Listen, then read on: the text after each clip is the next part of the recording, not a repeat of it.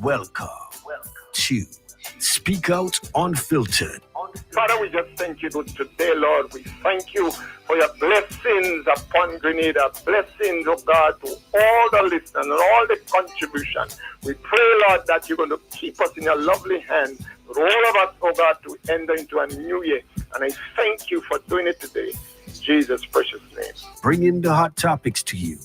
Could we please be informed that there are no bad children? Is just the reason that children is only bad parents. Bad parents. Working together. Well, the amount of transformation I see transforming around Clerical is long life, health, and strength, man. One. That's what you want now, right? Yes, because I'm looking forward for big things, as in Jamaica can say, big things are going on for 2024. Connecting the dots. I want to encourage the one man to continue with his one-man men. Yes, exactly. Because it's the benefit of the country. What did he do for Karakou? All these things that he's saying, whenever they make statements, the recording is there. You know, we in the media, we have it. Working together. Yes, so I want to grade him pursuant to senior Cambridge, so to speak. I want to give him A+. Speak Out Unfiltered. It's always an opportunity that I look forward to when we can discuss and look at the issues that affect us together as a people. So the budget was really a good budget. The government is doing a whole lot. They're doing for the people. They open the eyes of the people. This budget is the best budget I heard since after the revolution. I never heard a budget good like that, and it's for the people. A people budget, you call that. I am very pleased with this government. Speak Out Unfiltered. The opinions and ideologies expressed on this program, Speak Out Unfiltered. It's the views of its rightful owners and not of Vibes FM 101.3. Speak Out Unfiltered. Every Thursday from 10 a.m. to 2 p.m. Unfiltered. And I mean.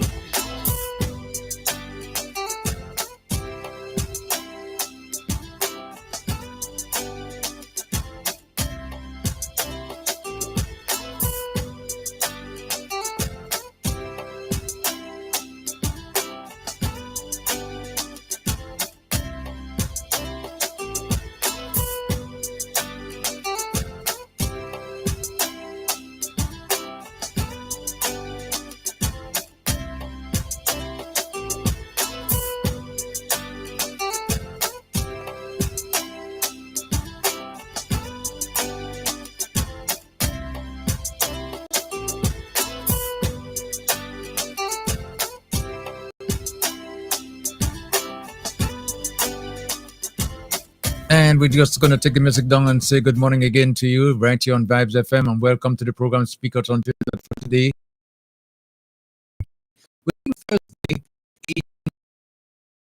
Good morning, good morning.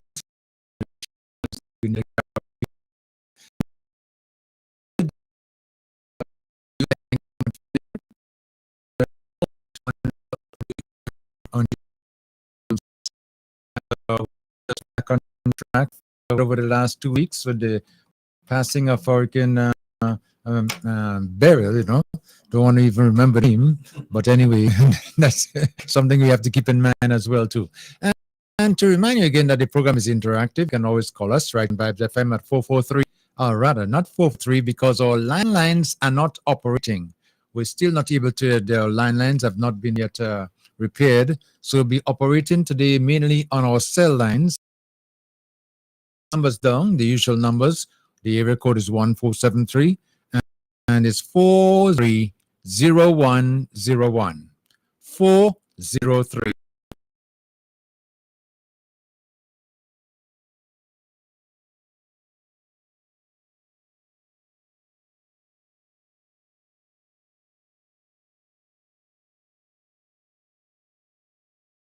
Today, we always do. And on with the discussion here on Vibes FM Speak Out Unfiltered. Well, let me introduce my panel who's here already. And first of all, let me go over to you, this Sir Leo for a second. So, Koi, Yes. good morning. What's up? Good morning. Well, it's just a feeling, a Yes. feeling of really to sit back in this studio and to be speaking to people out there. They refer to us as my family, and I've already seen that people are gathering and talking about how good they feel to be, and it is more so a time when we have to reset the button, as it were. We have to set the button to go forward. And I want to welcome everybody, wherever you are listening at this time. It feels good to be sitting close to Sir Leo again. It feels good to be looking at Kim on the chair or on the hot seat. And really, yeah, it's a vibes really. It's a vibes when you think about your experience. And this is just 18 days, 18 days since that destruction, I will call it. And here we are, resilient as the best as we can to connect.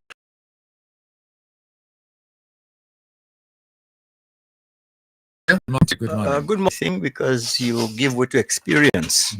After all, you guys were here. And I wasn't. So I'm only hearing and could only report what I'm hearing. But I mean, those who had the irons in their hand felt the heat. Yeah. And you guys are front and center. Yeah. Middle too. And middle too. Yes, Okay, but before I say anything else, let me just thank our good Lord for not small but big mercies, because noting how vicious this Madame Beryl was, I mean, the loss of lives were minimal, and that is something to thank God for, first and foremost. Yeah. Well, it's a loud secret that what we have here is a mere semblance of what used to be Jericho. Yeah. And I mean, Beryl take away you want and you leave what you want, which isn't much. And the sad fact of the matter is, every time I go to empathize with somebody or tell them how sorry I am, I can't do that because I need to sorry for myself first, so I can't waste my sorry. Because every individual got touched. Yes. One way or another. So Beryl never discriminated. I never seen somebody more fear. We all got it. In sharing destruction. In sharing destruction. Is of fairness. And secondly, the people, persons wherever you're coming from, be the diaspora, be the region, who came to our aid in such large numbers, bringing all that we could require immediately after the hurricane. I want to say thank you, thank you, thank you. God bless.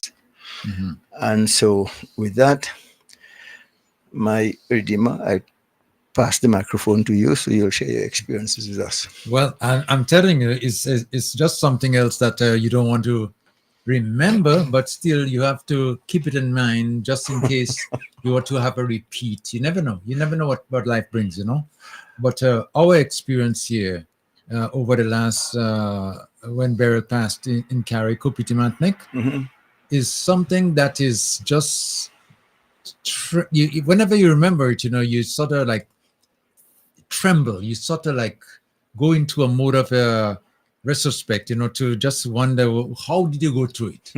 And what could have been done, if possible, or how did you survive? And then picking up the pieces to move forward.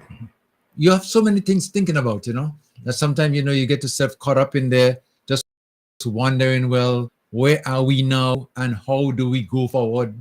And all these questions you're asking yourself, because resources are limited and everybody is, as you just mentioned, was affected. So, in other words, like sometimes you want to help and you can't help because you have to help yourself as well too. So it's all limited, and it's just something else that you don't want to remember. I know, for instance, of what Koi, which Koi has been very active in NADMA. Yes, as a matter of fact, you're the PRO, right, Koi? Yes. PRO in NADMA, and they were involved in quite a number of the operations, before the drills. You remember the drills, right? But you know, this thing about drill, you know, do a simulation exercise. The word simulation should not ever be considered when we talk about this, because we are, as a matter of fact, we were planning to have a simulation exercise from the 23rd to the 26th this month, but Beryl came and give us a real thing. So it was no simulation. It wasn't a drill. It was not drill, you know. And I tell you, I mean, it was something else. I mean, you can't say everything one time because you have so many things happening at the same time in your head. The misses, I mean, miss, you know, you were there and you get hit. You know, that kind of that one, and you didn't get hit, but you see what's happening on the outside, and how do you take that in? You know, I've seen trees literally swingle, the wind swingle them. As you can see, what is left now is like all the top part of the trees or just cut off. No more branches. Well, you just stuck. And how would that happen? And you watch and you understand. I mean, I tell you, it's something that I would not like to go through again. Sorry. Well, you see, Beryl is saying you folks nowadays like too many big words. So this is not virtual, this is actual. What? Forget the virtual. What? This one is actual, and that's what Beryl did for us. So I'm telling you, because you know, you talk about, I heard my father talking about a severe storm in 1929. Of course, I wasn't around. Followed by one in 44. And of course, the infamous Janet in 55. Yes. Well, Ivan, we were spared mostly, and Emily give us a taste again. But noting that in Janet, the wind was just in the 90s, close to 100. And we lost 30 plus lives, you know. Yeah. 33-0. And the veracity of this baby who just passed. And I think how many lives we lost? 3 or 4? Yeah, well, that is about, yeah. lost just during the actual time. But Yeah. we are losing more people after. I have seen people, I have traumatized. I have known people, Leo, who when they, well, the reaction is that when they really see what really happened, the family members who was around them said, just couldn't take it and collapse, dead. And that is the trauma, that is the hit that Beryl left. You know, he can't take you one time and say, because we are smart enough to go and take shelter and cover. But after that is where the pain is. A very good friend of ours, Don, and I want to say express my sympathy to the families. You know, he was with us at this center the Monday night. You know, and when I saw him there and his family, you know, I felt it. I felt the pain, because here is a man at 91 years old had to be subjected, as you said, no respect of persons. You know, and so this is the and the hurt is not really felt yet. You know, it is going forward. There are people who would just you know, being taken to the somewhere else, being transported, and when they're coming down the steps and realize what this is the world before me. I mean, let's put yourself in that position. I mean, and person that died of a heart attack. So death is not really so much during the time itself, but a lot of people and a lot of senior people who are retired, who have invested all their life worth, and you know, want to live a decent, quiet life, and had to be faced with this thing. It is, I mean, I don't think words can really express all of it, but as we go on, we have to, and I appreciate the fact that we must stop and thank God for everything. Well, the effect of the trauma considered and added to the toll still tells me that for the life of me, I can't stop to see how fortunate we are as far as the loss of lives are concerned, because it's concerned the just thinking about what could have happened, and we escaped all of it, you know. And Leo, the thing is, well, I'm part of the whole operation of NADMA as public relations officer, basically. But when we were summoned on Sunday morning, Everybody was summoned, report, because this thing is ancient impact. Uh-huh. The only way we'll miss it, the only way we'll miss it is if we stop and turn around. And so it was coming. So everybody was summoned, report. So we went there this Sunday morning, and with the understanding that, according to the prediction, at 2 a.m. on Monday morning, 2 a.m. on Monday morning. So everybody was psyched up, waiting for 2 a.m. No, Beryl thought, no. I'll do too much damage. I'm just using it in Beryl came at 9:30, between 9 and 10. 9:35. Yes, okay. 9:35 AM. And AM in the morning. Yeah. So point I'm making is that if really Beryl didn't change your mind for the 2 a.m., instead coming in the daytime, daylight, man, I don't think we might have been even here talking now to the extent of what we see in the day, much less in the night. So in other words, it's a good thing Beryl in no time. Yeah. So Leo, you always have something. Of course, yes. Beryl in no time. Because you can't. It's a good thing. Well, Beryl is a character. I could be a Trinity too. But yes, I mean, so that I give thanks for the fact that it landed, it touched land, basically 9:35 the morning instead of 2 a.m. I mean, God knows best. Yes. God knows best. But as you speak in the car, and to just recap a little bit, because when I remember waking up the Monday morning and I say nothing. Yes. Okay. And then, I got some bulletins, that the Prime Minister and NADMA, they were going to be addressing the nation at 6 a.m. Yes. So I said, I'm on air, I'm going to cover that. And whatever else to follow up, I'll be doing the coverage. I spoke to you guys up in NADMA, spoke to our Honorable Minister Tevin at the time. Mr. Andrews. Yes. And everything seemed pretty much on path, tracked, whatever, not knowing what's to come, but preparing in what your mindset and everything like that of what is to come. But if we had known what was really coming, we might have panicked before it reached. And immediately after the storm, I spoke to the Prime Minister. And when I heard the man's voice, and I saw him on YouTube, I saw the expression in his face. I said, yeah, we were badly damaged. But thank God for him. Because I think as of now, he's gone beyond the call of duty and they're doing a fantastic job because the assistance Carrick has been getting right now, and I think it'll continue, is overwhelming. Well, and I want to say thank you for him. Speaking about our Prime Minister, because we could talk about him all day and what he has done and what he's trying to do too, as a matter of fact, to bring people's lives back together and to some sort of normalcy, Yes. And he's been here with us. I could see him almost every day.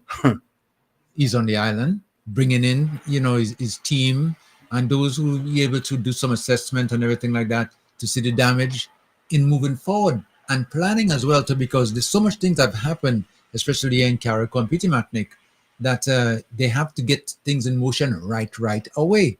And one of the reasons that we're able to be on air right now is because of our Honorable Prime Minister. Because I remember when he came to me, he visited me about 2-3 times already, and come to me personally and say, listen, we have to get back communication. We have to get back vibes on air to get the message out there, to let the people speak rather than be spoken of. Yes, right. And he said to me, what do you need? Well, when I heard that, I was overwhelmed.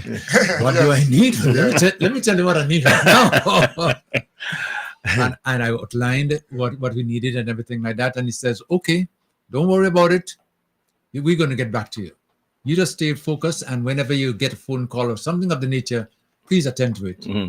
And that was it. And here, 18 days afterward. Yeah, 18 days afterward. And they're working and they're coordinating and everybody's coming together and finding out, how progress we are making and what's next. And here we are right now. We're not there yet, 100%. Of course, yes. But at least we at a stage where we'll be able to communicate now and get back into some of our routine and getting the message out there, getting the voices out there.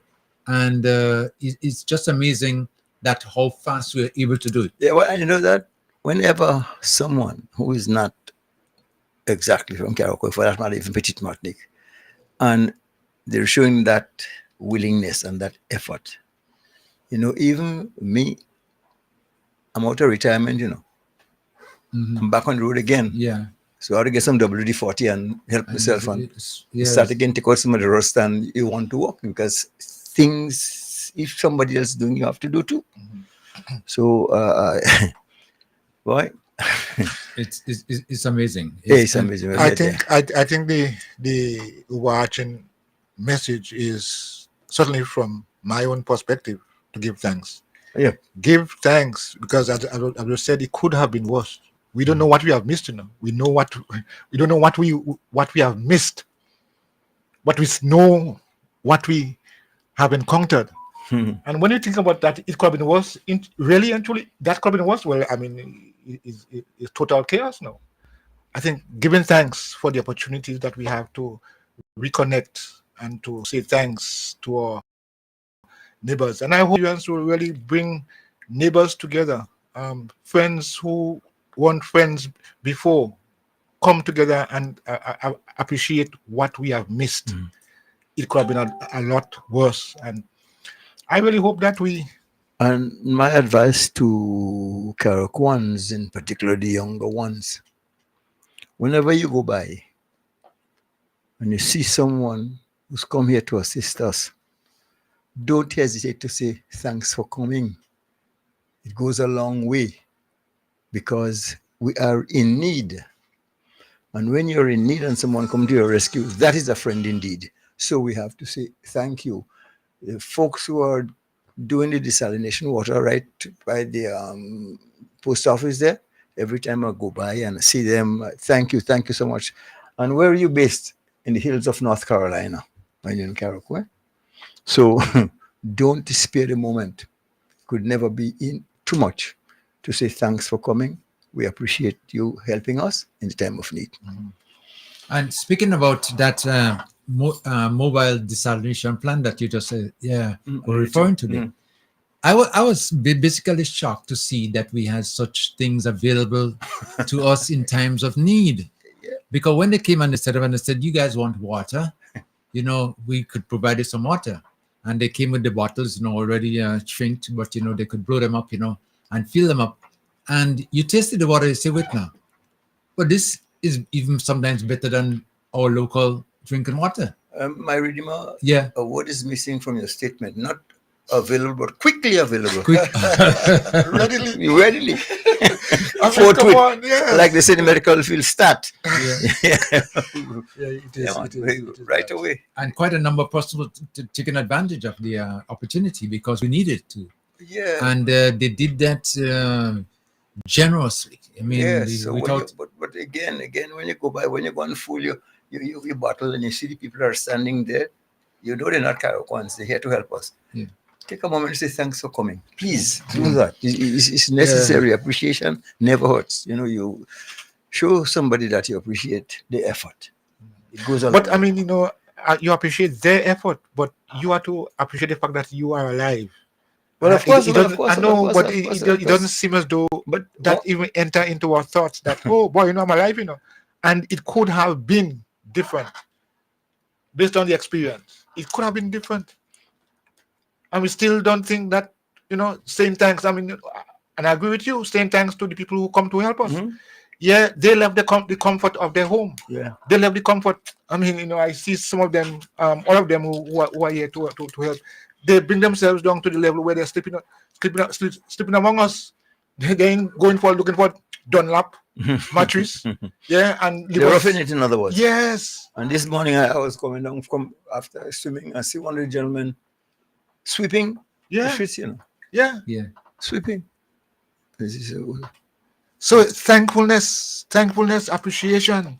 We have to embrace that and show it and live it now. One of the things that I've been very impressed with again too is that our neighboring islands, in the region, have come together and with our Prime Minister, and they are pledging to assist in whatever way possible, Mhm. whatever they could do.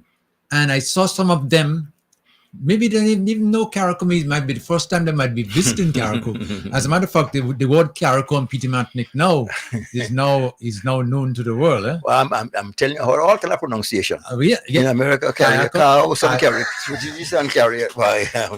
Yeah. Uh-huh. That gentleman who But hold on.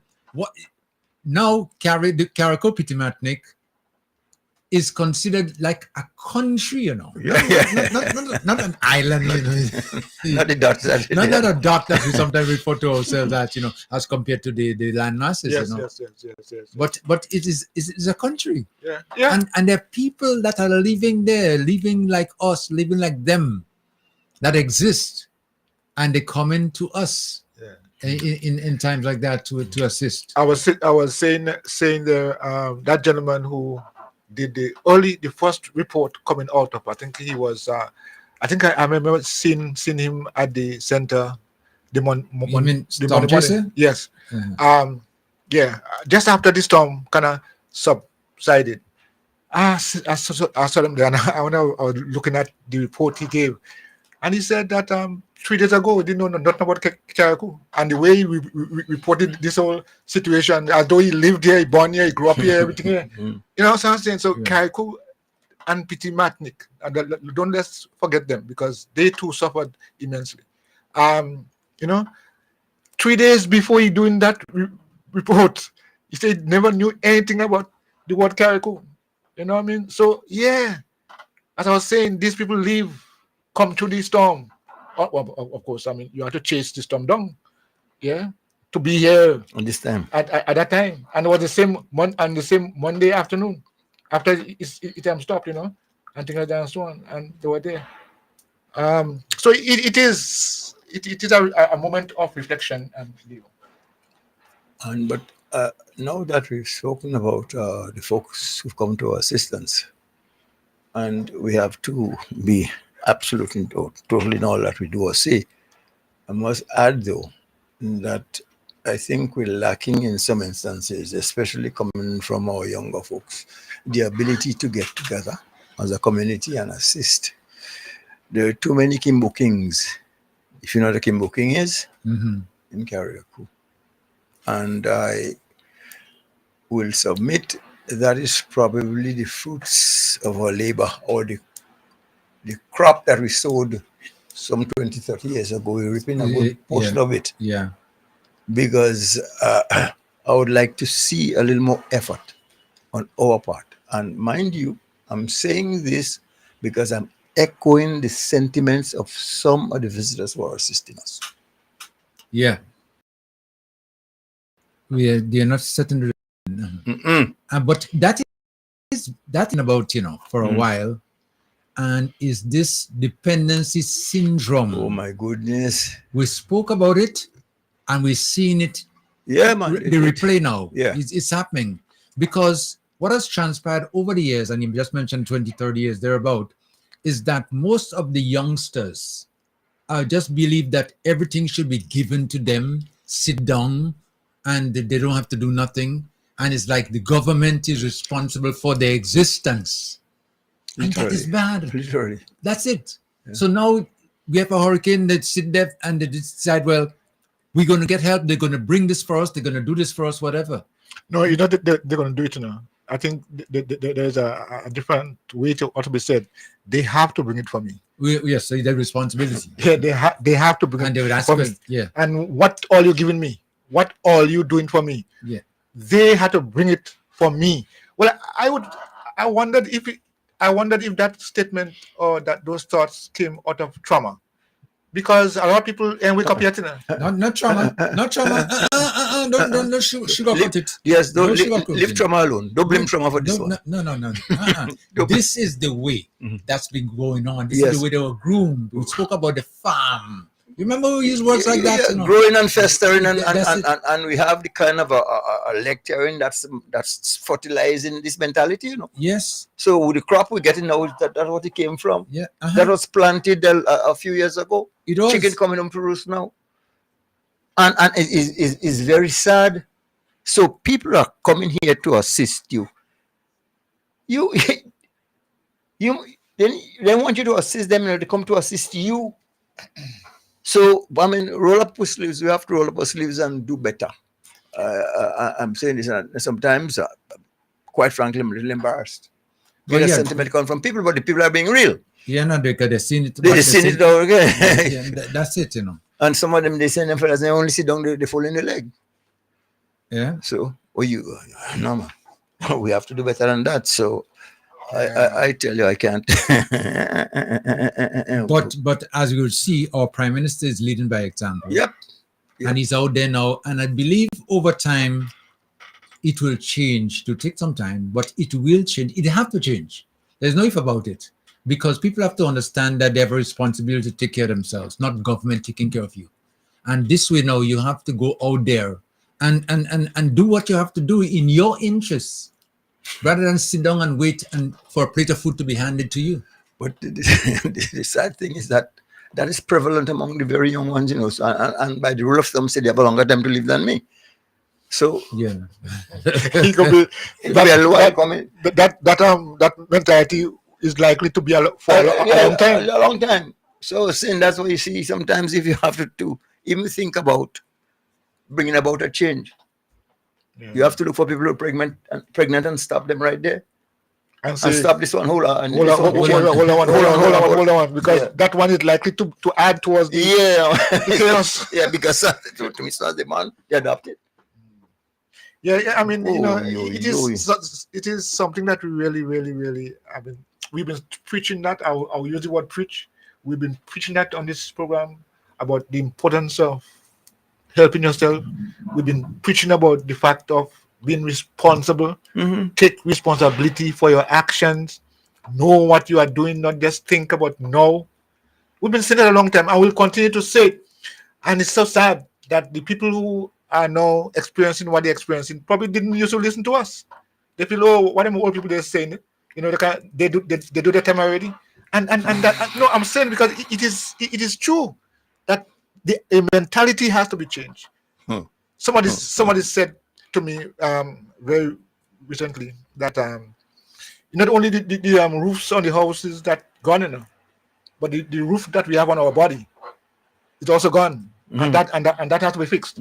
Meaning the head. Yeah. So not only roof that we see, not the house roof, all roofs. Yeah. And so I think that is so correct because our mentalities seem to be warped. Warped. Yeah. And we just can't see and can't think. But we have to continue to sow seeds of positivity and let that grow. Let that grow. It'll take some time, but let that grow. Just say, if you can hear, you can feel. Okay. Let me remind our listeners now, we're going to open up the lines and the WhatsApp numbers. The WhatsApp numbers, if you want to call and join the conversation, is 1473. That's our area code, 1473, okay? And it's 403-0101. 403-0101 and 534-3097. 534-3097. If you want to call and make a contribution to the program now, you can do so. We have the lines open. Now, let me make another announcement because we've just been told, that World Central Kitchen will be giving out meals again today at the Hillsborough Tennis Court from 1 p.m. They'll be giving out meals to those who need a hot meal. They'll be giving it out, So they're also at they're also in Mount Pleasant, right at the entrance of the school. They have set up tent there, and the people in Mount Pleasant are invited, and surrounding areas actually there and Windward side, Dover area, they also have that facility available. Okay, somebody just messaged me and asked me, well, I knew of an announcement or maybe some advertisement that the NNP was supposed to be bringing some toilets, portable toilets to Carriacou. Yes, they did. I think it was I think about 10, and of course 2 are not functional. Well, they didn't place 2, so it was supposed to be in use. But there were some concerns. The regional body And not only that, just that, but the New National Party was also organizing food feeding programs, like what we just spoke about there. And they had some, I think their thing was called Meals on Wheels. Yes. And this regional organization, CAPA, which is really the authority and that controls health and those things in the region, they are also here. And they observed and noticed some concerns that the conditions, this thing, not because we want food to eat. But before you go to the food part, and I just mentioned, yeah. because the person who just mentioned me about the toilets, whether they were available or not, and you just said Yes. there are some of them. But the concern of this citizen is that, are there things in place to service? Certainly not. I mean, I was going to get to that. Certainly not. And that's one of the reasons why there were some restrictions and there were some things which did turn it into a political thing. The hygiene of the health of our people has to be taken into account, even in these times, because there was a CAFA was talking about threat of dengue fever. Of course, we all the mosquitoes around, so they were trying to put things in place to avoid any serious things to happen to the people. So the system that didn't have the necessary So nothing was in place. in place. I mean, So you you, just so yes. you just bring a toilet and just put a toilet. Yeah, I mean, with the understanding that we're doing something. Okay, I mean, but there could have been collaboration. There could have been. I'm saying that those things may not have been needed, especially around shelters, and so on. But there ought to have been some kind of collaboration, and you know, I think when that happened, people show no empathy. The people are the ones who have to benefit from this, not organizations and groups. The people are the ones who have to benefit from whatever is happening. So I don't think that they had people in mind. And I was making a point. I mean, as the person who queried there, I mean, where is the water connection? You put you put portable toilets there, and we know all the things that go along with those things. When people finish use it, what happens? You spray in it and you make it what? Don't smell. How what do How you do you dispose? how of do you the- dispose? Say about truck from going there every other morning or every other week or when? I mean, these things have to be thoroughly thought about. And if anyone is concerned about the people and their well-being, their health, their mental state, you would do things so that you can ease the burden. But you see, Beryl has passed. And right now, I'm in the building back mood. Mhm. So I'm on the runway and I'm taking off. Mhm. And I want to climb. Mhm. No turbulence. Mhm. I want to just go from height to height and make things better. So any turbulence created by whoever may be, I drive flying around it. I want to give it mention. If you want to bring food and label, it is your business. I don't want to know. But let us just do what it needs now for Carrico, and we're climbing to high heights. And I see the day will come when I think we'll be all the better for it. I know there's an exodus taking place now, And it started already. That's start already done. We're talking about start already. So you know the amount of people live Carrico already? A lot of folks just run and say, well, some people, they can't deal with trauma, they can't take it. And some others who want the skin burn them and they want to walk, they go too. So, but now more than ever, we need all hands on deck to try to build back. We are the ones responsible for that. Yeah, of course. And whoever is going to assist us in building back, yeah, we have to initial it, and then they'll move on with us. Someone just mentioned me this, just replied as we were just talking about the toilets. Yeah. And it says, well, if that is the case and there's nothing in place to really clean and sanitize and make sure that it's usable to avoid the diseases, better I go and do my thing in the bush and cover it. What isn't that what used to happen in the past? Like, I mean, not at a large scale, but I mean, I every just, young boy. I just tell you guys, I mean, at the direction, I want to climb. What are you going down for? I want to climb, I want to climb. See, man, boy, we have to do what is necessary now to make Yes, us. but yes, we have to do it. Yeah, yeah. Unfortunately, people use it for personal and other gains. But at least we have to go past that. According to you, I mean, we're climbing. Climbing. Yes, no time for landing. We're going up. Yeah. And I mentioned earlier on about the kitchen, and some people, there were two organizations, two suppliers that again was tested and queries was raised, and the environmental health and so on, people were called in, health and so on, and they had to close down too. No, again, it's about the people. I mean, it's not a nice thing to have to close when you're trying to help, but it can be done in a better way. Yes, we need all this stuff, but it can be done in a better way. Why can't we coordinate? Are we going to be, even in these times, maintain that kind of trajectory where we one side and that side? I mean, we have to come together, put aside the differences, whatever they might be, once we're interested in helping the people. So two of those places had to be closed because it didn't meet environmental standards. Yeah. And I mean, you can take that and make it a issue as well. Let's work together. I think the opportunity that we had, we seem to be missing it. Working together despite our differences. We always to talk about that. Why can't we work together? Well, I don't think we missed the opportunity because there is so much to do.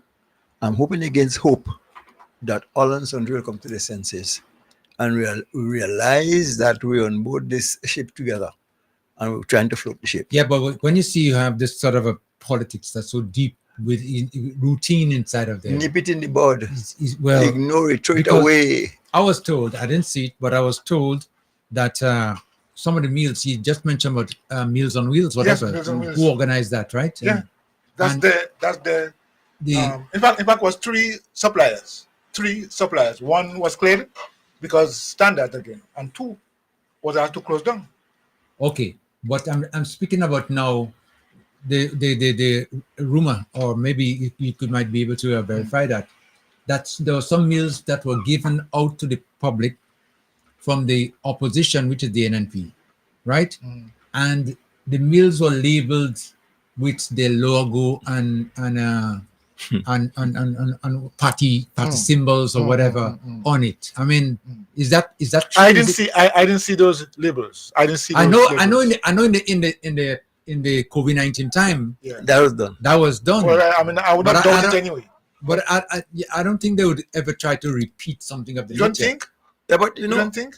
Again, I heard the thing about they label the food for this post-burial period. Yeah. But to me, that is a negative and a bad one too. I don't want it on the trip with me. I don't want to fly with it. Yeah. I want to leave it on the ground on a different route. I don't want to mention them at all. We're going, I said, when I see the effort that is being made by Deacon Mitchell, I'm going for Dick off. You want to stay on? Yeah. Dick on. Yes. Dick on. Yeah, Dick on. It's crazy, man. But I think this is important for us to understand that people, despite whatever. So wait now, when Beryl, I'm not trying to forget their name. When Beryl was coming, and you and your neighbor next door there and talking, and you have a little downstairs there that all you can jam. Why you saying don't come because you that? I don't say that point. I know a lot of people whose houses were flattened, literally flattened, and your neighbors. I always talk about neighbors, friends, and families. So what happened now? You don't want them around. You hate them so much. What happened then? Do you say stay out there, or do you invite them in to come in? Let's go to this together and shelter. Well, Koi. No invitation was necessary. Well, no, I mean, Because I know, one person told me that when wind started to blow, his house was full of a lot of people talking to him. But what are you going to do? You have to do what you have to do. Right, you know, right, but yeah. that's your Lord to teach us a lesson. yeah, that point. Yeah, Yeah. God, let those things go by. We have more important things to deal with. And hopefully, I don't know what this is a lesson God is teaching us, or whatever the reason or circumstance may be. I hope we learn and learn well. And fast too. And fast. Because, you know, there are some exams they don't give you a repeating. No. One chance to make the first impression, eh? Yes. And you better do right. So we we need to change our ways and band together. Youngsters, community effort, that spirit, that effort is missing. That thing that we used to have. I know oh my father. So where is all the talk we used to talk about maroon? What is maroon again? Not coming together? I'm just saying we talk about it. So you have Maroon nowadays. No string band you having? The string band festival, you know. But genuinely, the community spirit. Mhm. This is an opportunity to practice it. But we don't. I mean, what happened then? What happened? It's gone. And this sometime we should just go back to the drawing board, you know, and to realize exactly who we are, where we are, and where we are going, because I don't think it is realized by many people as yet as to exactly what should be going on. Because if you look at some of the things that are going on right now, I'm talking about, you know, as people sometimes sitting by, not wanting to participate, not wanting to help themselves, you know. Is that the way to go forward? No, it can't be the way to go forward. No. We are, But that's why some people are so upset about the 350.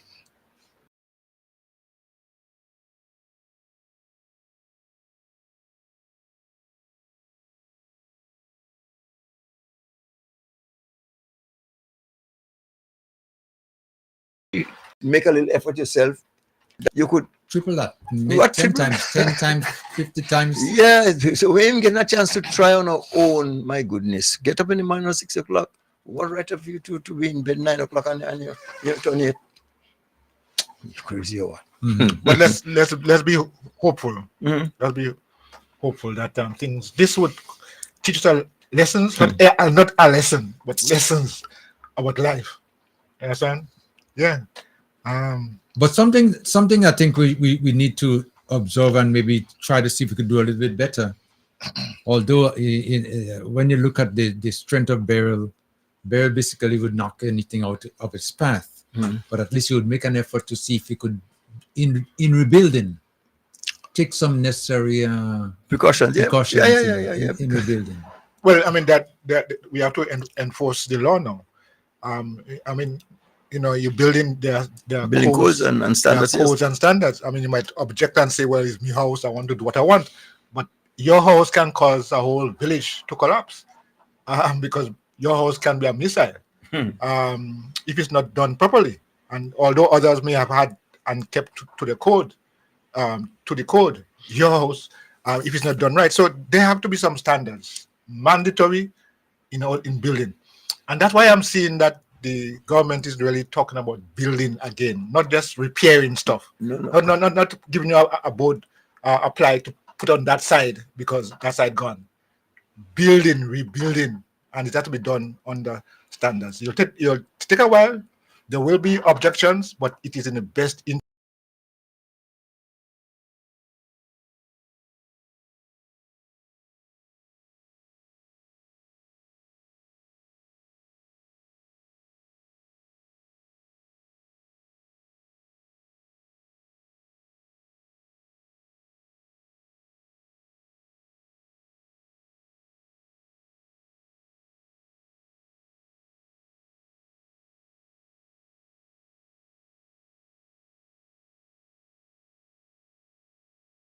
They've been stopping things, stopping plans and buildings that are not in keeping with norms. Regulation, yeah. And so on. Mhm. So, but I mean, I find it was even strange that people were just ignoring those things and were allowed to continue. Yeah. connection to the with electricity. I mean, again, you see the kind of half patch work that they do just because to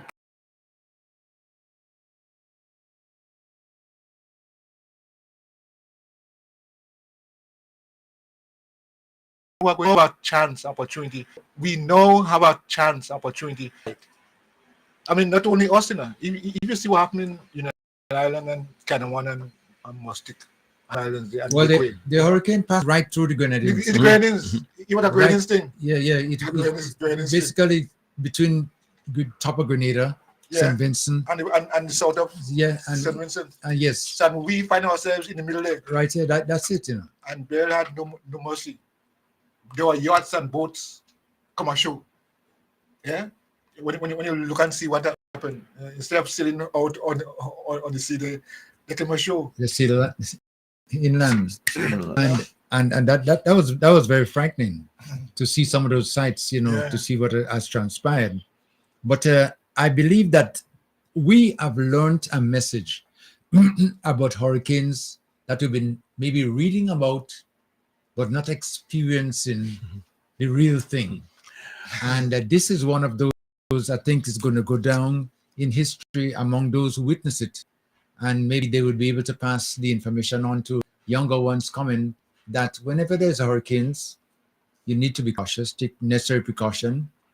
And as it pertains now to the eye of the hurricane, which a lot of people were not aware of, because I've seen it right here, in that after the front, if the eye of the hurricane passes over you, you know, after the front part has passed, there's a calm, and then awaits the tail end. And people didn't understand that because during the hurricane, after the frontal part passed, you know, we were in the middle of the eye now. Everybody thought it was over. They came out to celebrate. We survived. You know, everything is nice. What a pity. See, that is why I'll continue to advocate for unity, Grenadines unity among those of us in the Grenadines. Because I could very well remember from Janet, Esoruba was in Kanash, you know. Mm. And when daylight, he was sitting in Mustic. He went by your brother. Oh, yes. In Mustic, you know. Yeah, look where he ended up. Mustic from Kanash. You look surprised. Yeah, who is it? Who did you say? Just say? Esoruba. The road, the boat. The boat Esoruba. Okay. He went from inside the oyster beds, and she was found on dry land, high land in Mustic the following morning.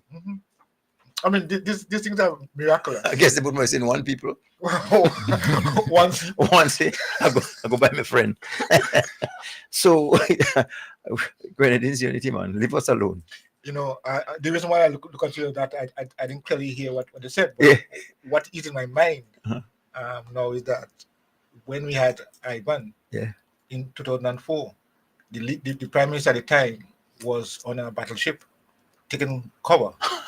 And what did he say, Kim? Mr. Honorable Prime Minister Dickon Mitchell. Yeah. He's in the Middle East. He didn't go and take shelter. No. He came among us, as I said, you know, he came among us and led from in the front. He didn't say you are going to do this. He said, "Come, let's do it." And his hands are on the object as well. So I want us to, clear. This has to be clear. We have to be clear as to how we proceed with people who have our interests, our health interests, our survival interests. Of course, it's the same there. But we have to be clear and get rid of all this kind of pull and talk and so on. Solio. Put it this way. Tell me. If Beryl has to come, it will come. Yes. But thank God, when it comes, we have the right leadership. Call everything off, because I am fully confident that whatever has to be done to return us to some sort of normalcy, we have the right leader. So let it be. And I understand that the leader of the opposition was complaining, or maybe saying that he was willing to work with the government in the recovery efforts, you know. And someone reminded me back in 2004 Stop. when the opposition at the time, which was led under Tillman Thomas, yes. made the request to him, and the response was 2 male crab, 2 male rat can 2 stay in male the same house. can stay in the same house. 2 male rat cannot stay. One, they go eat up one another. If you accept, or if you welcome, or if you give them an opportunity to collaborate, and let's see how we could do it together.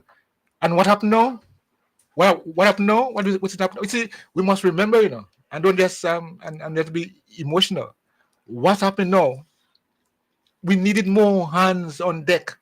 No male rat and little rat here. Everybody becomes one. Yeah. So let's work together. But no, the mentality is, now boy, all you want to try a thing, or all you want to overthrow me. And not even that, you see, at this time we're looking for political mileage All the time. and this is bad, because if let the mileage come at the end of the day. Don't think about mileage. Walk the walk. Walk the walk now. We're going to deal with that at another time. Well, in essence, you see, because now we're looking for relief, you're campaigning. Because when you put our food in your tag on this campaign, you're campaigning, you can't bring in relief. Yeah. So, But I mean, I just hope that they would learn. We all would learn, and this. You can't teach an old dog new tricks. Well, okay. So what will happen now? Till that was bad. Till death do us part? Yes. Who died first? I don't know. That mentality ain't changing, actually. Ain't changing. So we just have to counter it with good leadership. Yes. And do good. And a change in leadership and keep it changed, that's all. Yeah, and just and let's move on. Just we're climbing. We're climbing? Yes, no, we're landing now, we're climbing. When we reach the end of the journey, then we land. But right now we take off and we're climbing. But yes, when we reach the altitude that we're supposed to be flying at, we'll stay there until we're ready to land. But not now. We may not reach the altitude until the next 3 years, 3 years? Oh, you're very ambitious. You look at the damage in Carriacou. I look at it, I compare 18 days work. 18 days now. This is what has happened. Well, 18 days. The cleanup process is taking place right now. And you realize too that what they're doing, they're using the recreation ground as a dumping ground for all the galvanized and all this. All the big places. I see some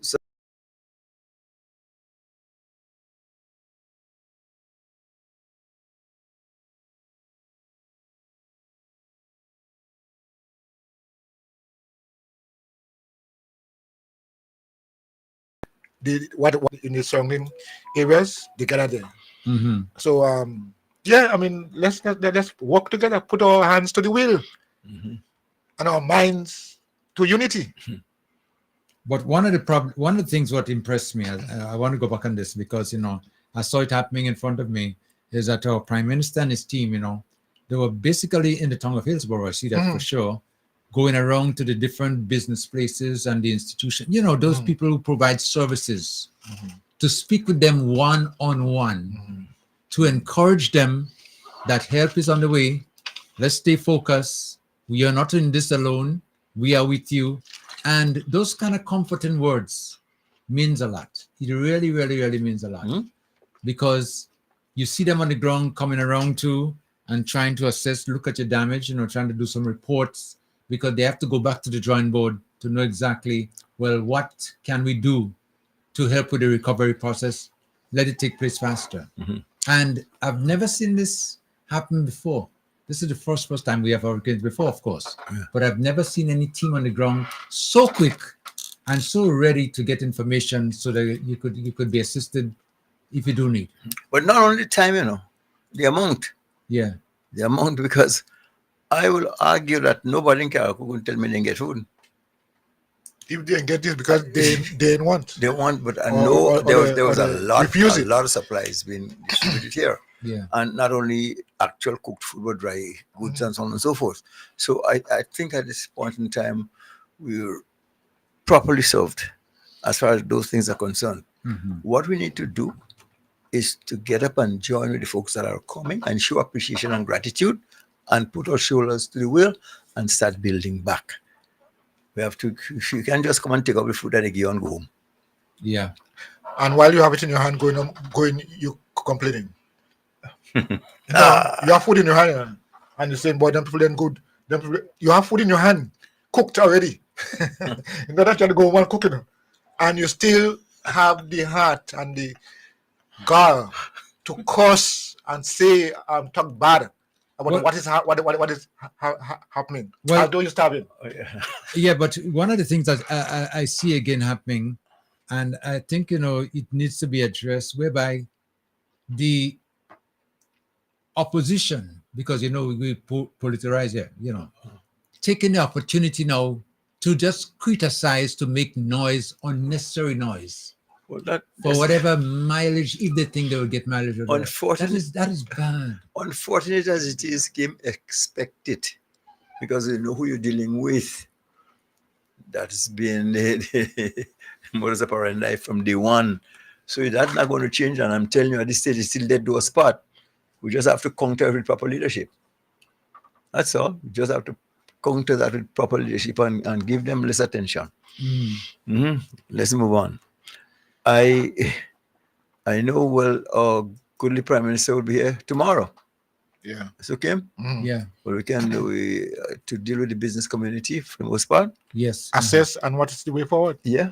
You can't go forward without assessing. Can I true idea as to what are the damages caused? You know, that speaks to that was lacking before consultation. Yeah, well, that's Because- not a word that they Never. like. Okay, but They like the word. Consult with who? yes, meet us and then tell us what you want. You're the ones who are going to be living with it and so on and so forth. So yes, we welcome that. And tomorrow we want you, particularly the business community, to come and give your opinion. And everything counts. Not everybody's But ideas. this will be is the time the taken. voices should come out. Yeah. This is where now your participation means a lot. Yeah. Don't wait till Your input, because now, especially, we are going into a rebuilding process. We should know what we want and let the authorities know this is what we would like to see. So now, if changes have to be made, this is about the time now to what you call restart the whole process and make sure that we are involved in decision making. And it's sad, even in peacetime when the call was made, come out businessmen. So you have always hear you talking about the business people coming together. When in peacetime, they didn't respond positively. They stay away and say all you and them. No, it's wartime, as it were. Are you going to still sit back there and say, well, is it not me? It's them and they? Well, I keep telling you guys, there are a lot of folks in Karaku ain't saying nothing because they want to lose their work and they're working. so I don't know how we look at that. So we have to think it over. All businesses. But speaking about the meeting that you just mentioned yesterday, that meeting is going to be taking place at the Mohammed Kalalu. Kalalu. Yes. Kalalu. Well, the moment when you come there, when you have space there, yeah? if things ought to be or it's supposed to be, that place will be too small. They talk with the business community. Yeah. But the fact of the matter is not Karaku per se. Okay. It's the business community because you want sound advice. If you're going to take advice from everybody, then you'll never conclude a meeting. We start there, we hear suggestions and consult. And basically, the business community are the ones that are leading the community anyway. So once you talk to the top, those who involved in the movement, then it will be much easier to implement. Definitely. Well, I want to just touch on NADMA, the performance of NADMA, and they've been charged with a responsibility, as you very well know. And I believe that they have gone so far beyond the call of duty in fulfilling that obligation or the responsibility that they're supposed to be doing out to the people. Yeah, I think they did a doing.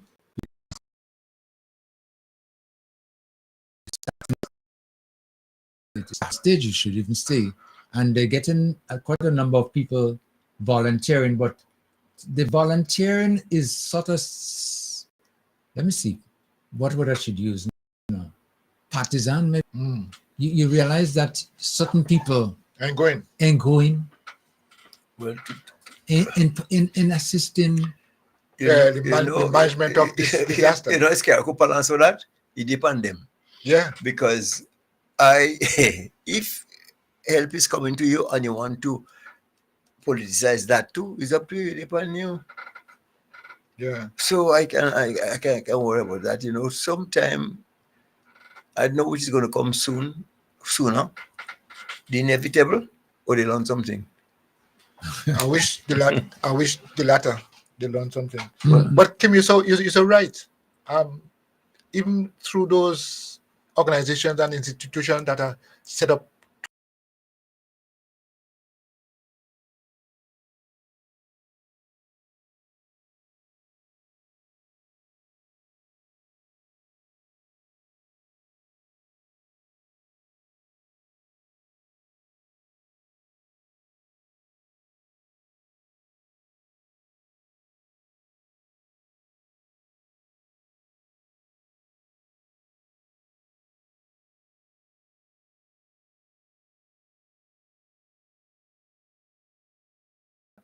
and so it's unfortunate that we have had that kind of thing.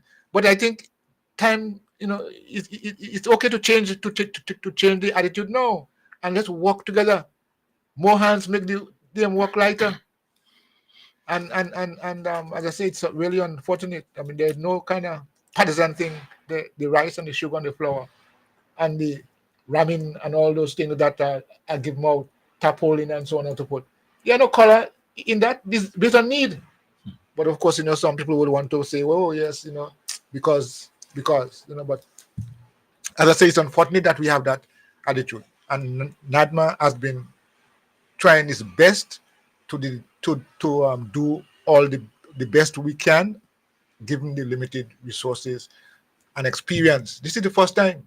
I saying to the guys up there, really, the building was built for that. But this is the first time the building was tested. It was tested. Yeah, Yeah. the first time. And there were some little structural damages, but it stood up. You see, what we experienced at Beryl is an unusual, in hurricane season. Unprecedented. Yeah. That never happened before. Never happened.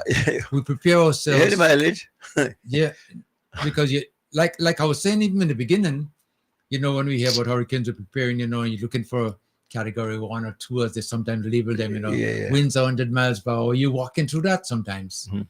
But with Beryl, you couldn't even venture outside. Wherever you are, it was bunker down until everything ceased, where we could come out again. So this was very, very unusual. But still we went through it, we survived. And now we have the experience behind us. But we're looking forward now in the future, if it were to reoccur, how do we deal? How do we manage whatever we have to do? I have Yeah. some assignment for you guys, Yeah. Me too.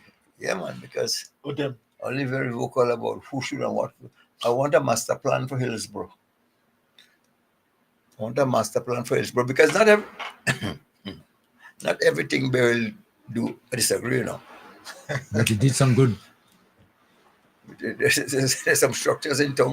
Yeah. Had to go. They had to go. I want to see the back of them, my shop included. So we want a master plan. Now that Beryl learned the demolition, That's what I'm let's saying. start thinking about how we're building back and what we're doing with what. This is the time, as you just mentioned, a master plan needs to be Yeah, Yes. to put together. because what has happened or what has been going on there over the years is outdated, and we needed to move forward. But sometimes the moving forward creates a lot of static among ourselves, as to why this, why that, whatever the case might be. But as you just mentioned, that area, when I drove past it, all I saw was rubble. I couldn't identify. Just by knowing, what was where, I was able to say that was there and that was there. I'm talking about past tense. Some of them, when Beryl come on, Beryl say, come on already, time to go. And but something I want you guys to notice too, though. Please take note that my jetty here belong in Carriacou. Yeah, it's still writing. Well, everything that will be part of the plan. The new jetty. Well, the jetty say I have to be a jetty in town. Yes, there must be a jetty in town. That's part of the plan. Until I already put on a stand up there waiting. What's in that? No damage to the jetty. It's two strongest structures in Hillsborough. Yeah. The back wall behind the customs. Yeah. Yeah. That wall I'm making joke and the jetty. Listen. And the wall is right on the jetty. Well, that wall, Chicken of blues. that wall have a crack. Nothing. But it's thick enough. How you- Even though that, if you remember that. I know how thick it's when we well built. Why Right, this thick. thing survive every ground sea that ever come. Over the years. Yeah. I And mean, you make Lenny look as a walk in the park, and he stand up and he watch Beryl and he says tubes. That that wall. Oh, come again, will and come again. That wall strong. Yes. I know who built it, but that good. And the jetty too. So the fact that you hear that they're doing imminent danger, the jetty is going to collapse at any time. So we have to move. To south. Yes, ASAP. That was just a gimmick. Oh, no, Well, we said so in the beginning. Oh, All we've been saying so from ever that it wasn't show me a necessary. report that says in imminent danger. And that No, that was no. it's not for the public. Sorry. And I know, and that's one of the reasons again. Like people mentioned to me, they said, "Look at the jetty, still there, still strong." Man. And I saw a couple of boats docking on it, How you been? and pulling up and using it. Yes, it could be used. But how many years now since they have done that? That was Choctaw was supposed to be falling apart on its own. Yeah. Not by The port in our builder to be there have more structural damages. When you listen to what has happened there, it had more structural damages. It couldn't boats. That's the same area I am telling you. Boats were found on shore, yeah, and boats that were lined up on the port on the jetty there. They too. I think they had a couple that sunk. Yeah. Well, in fairness, well, that you have to say the weather and what passed there, and anything. I mean, anything that could survive it. And well, the marina and those yachts went into the oyster bed. Yeah. Mm. And the oyster bed again. No, but that you see, the planning, and you see, if we also listen, we could save a lot of things. But we all feel that we want to do what we want, how we want, without any thought about what is likely to happen in the future. you see, Protection. you see that again. If you're listening to me, that's what I'm saying. That's why I'm so happy that our leader at this time is somebody else. Yes. Because prior to him, the concern wasn't about Carriacou, what is good for Carriacou, or the people of Carriacou, because as it doesn't matter how many people we inconvenience, we're doing what is really good for the pocket. Amen. The pocket. The pocket, and I went down and So why are you putting your hand in your pocket now? well, you hit the nail on the head. Oh, okay. So I just want to bring it home. So that's what it is. But thank God and goodness. And whatever befall us now, we're ready for it. I said. Well, I see moving forward, and moving forward in the way that we are thinking and planning. This is the time. Yeah. This is the right time now. But Beryl is telling us to, now that you're rebuilding, see what is possible, see what will come your way. So build better. Yeah. Build stronger. Yeah. And your rafters, especially screwing those sheathing on your purlins. Make sure that your purlins is somewhere very well attached to your rafter, and it must have at least a 3-inch screw. Give it some meat, and then we have to start. Remember time when you were stingy brim hat? Yeah. All them big long set of Eve. Cut it out, eh? Cut it out. Yeah. Cut it out. That was one of This these is some. suggestions. This is some. Yeah, no. Those Eve, they gotta go. Yes, yeah. And if you survive with one of them, cut it out. Yeah. Because you may not be that lucky the second time around. Yeah. Because we have to come now to a stage now where we are realizing now we have to minimize the entrance of any trap air or anything of the nature to your roof. Yeah, don't let it get under. Don't make it get under. Flashing, whatever you're going to do, and make sure that you seal off properly. Seal off properly. So this is something I think in the building codes physical planning. Yeah. Making sure that we and forget this nailing galvanized, please. That is screws only. Screws only, and probably minimum I would say 8 or 10 gauge screw, and 3 inches long. They go down. They say. But we also have to while we talk about all those things, we also have to ensure that the people who build give quality work. No shortcut. We have to be able to hello, get the hello. people. Tell me. I'm very much a patriot. I love Carriacou, but number one, number two, and I couldn't even argue for number three. But the only way we are going to rebuild the Carriacou in any timely fashion, we have to import labor. Yes, of course. Manpower. So I'm saying the quality of the work has to be, sometimes, of course, people must be certified and qualified to rebuild in this building process. Nobody can come and say, boy, I'm learning this thing, but I could do the work for you. That has to stop.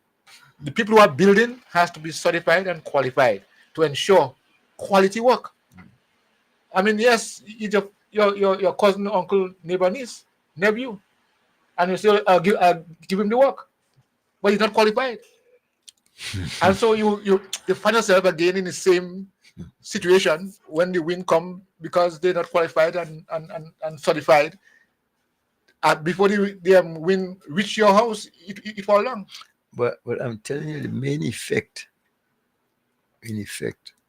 from this poor leadership and this poor advice, forget agriculture have money in it, and forget you could feed yourself from agriculture. And be self-sufficient. And you don't necessarily have to be a doctor. A plumber could make a good living. Mm-hmm. A carpenter could make a good living. As a matter of fact, anything that you could do and do well, you have to go and ask somebody for work, and they come in your house and look for you. Mm-hmm. They come in your house and sort you out because you have a reputation. Mm-hmm. Do it and do it right. Mm-hmm. And when you do that, you could live a very, very comfortable life. So we need that. We need that standard. We need that thing. And it's lacking here badly. Some people already start to resist that idea. They say, oh, all you want to give me work. But, so your take... come on. It's not I want to give them work. I want to give them pay for nothing. Well, so the intention is, if you're planning to go forward with what is happening, get yourself qualified and certified so you can be considered. It doesn't matter if nobody wanted to give you work. Something talking about being qualified and certified, I agree with you. Yes. But at least make an effort now. Or show me that you want to learn, or show me that you're interested in doing something. And I'll go along with you. I'll have more patience with you. But when you want to come late, stand up and watch me, I ain't good looking. Why you watch me so much for? And you expect to do nothing. How are you going to get production that way? How are you going to get anything done? Productivity has to be a key word. Yeah, but it's absent too much in our things. But we have to, long and short, we have to get some assistance from abroad. I don't know where is it, Guatemala, where is it, Honduras, where is it, Philippines, where is it, Mexico. But we need to get some assistance from some qualified people and at least show some people what it means to do this work. Mm-hmm. Well, as you touched on that, and I think it's very, very important, Sodio, because we have a problem with qualified people, laborers, and not even that, we have a shortage too. So, in other words, now, how do we address that problem? Because we also have a problem with accommodation. Accommodating those laborers. So how do we deal with that? Let me tell you. Okay, go ahead.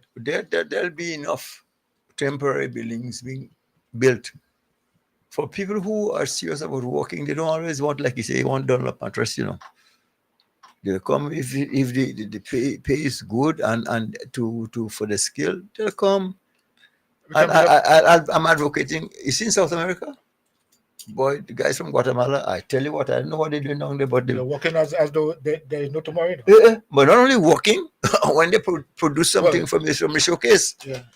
That's good, very well qualified workers. And they have no time to stand up and all talk, Working, yeah, man. Working. So this time when you pay what you're paying for, then you could see the satisfaction down the road. We need a lot. And it's too late to train now.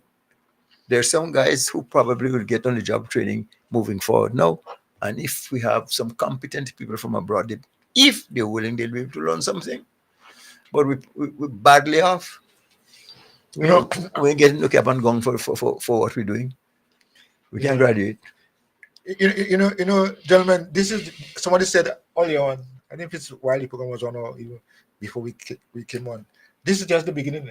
This is just we took today is the 18th of July, and we are expected to weather the storm until the end of November.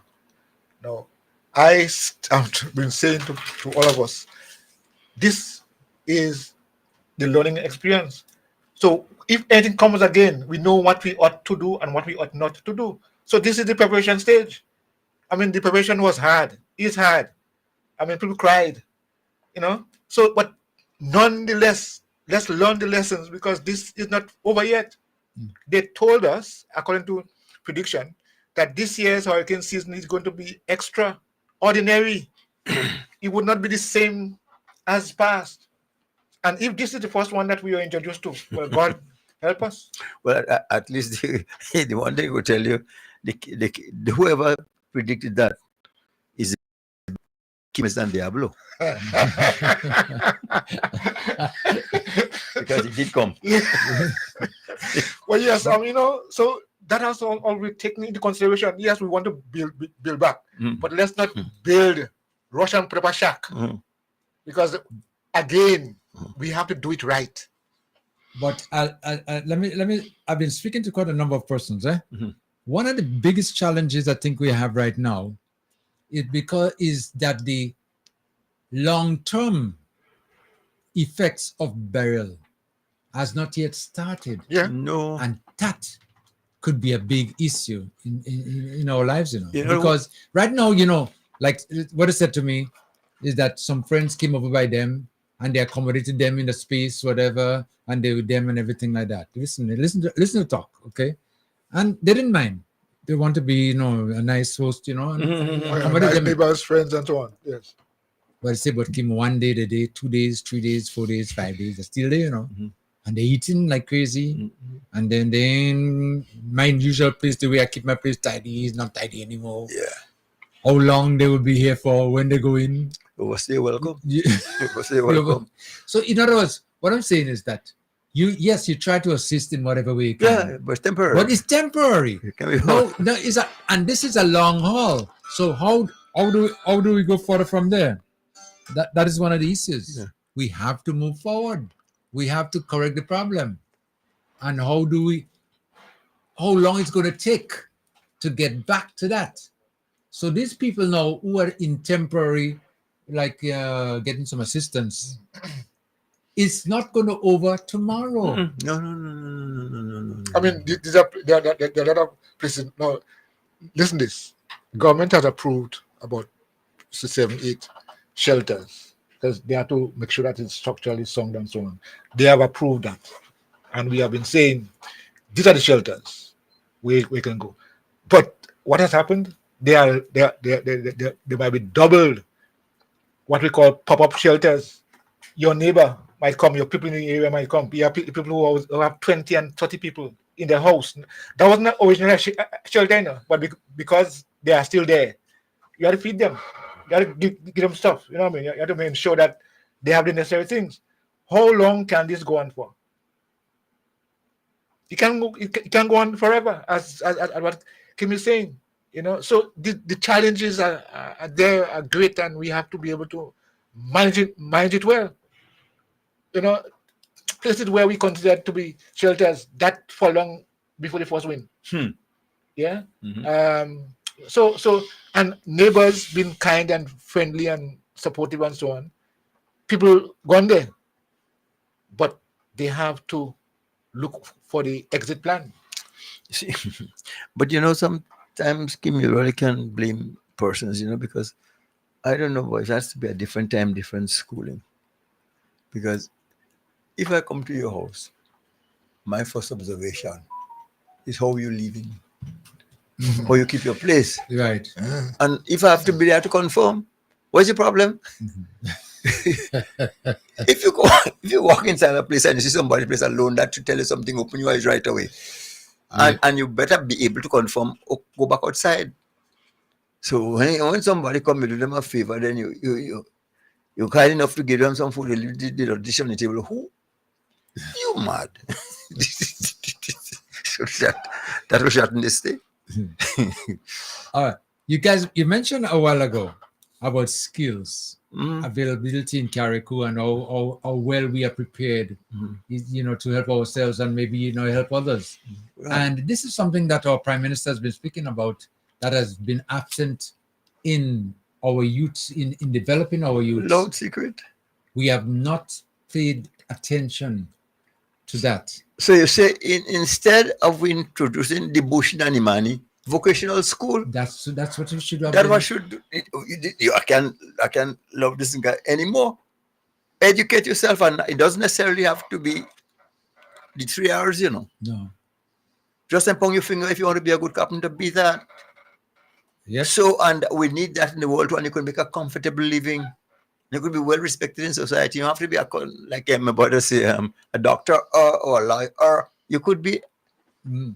my boy, And as you King see, that Douglas. this come to reality right now. Yeah. Because look at what we need now in our country. Look at what we need. This kind of assistance we need. We don't need the doctor. Oh, and there's room for everybody, man. Yeah, that's it. I see some things years ago, when you had plumbing, when you had to do the cast iron and the oakum and the lead pong and all this kind of foolishness. Nowadays it's PVC and some glue. Mm-hmm. So what's the problem? And you work just as well.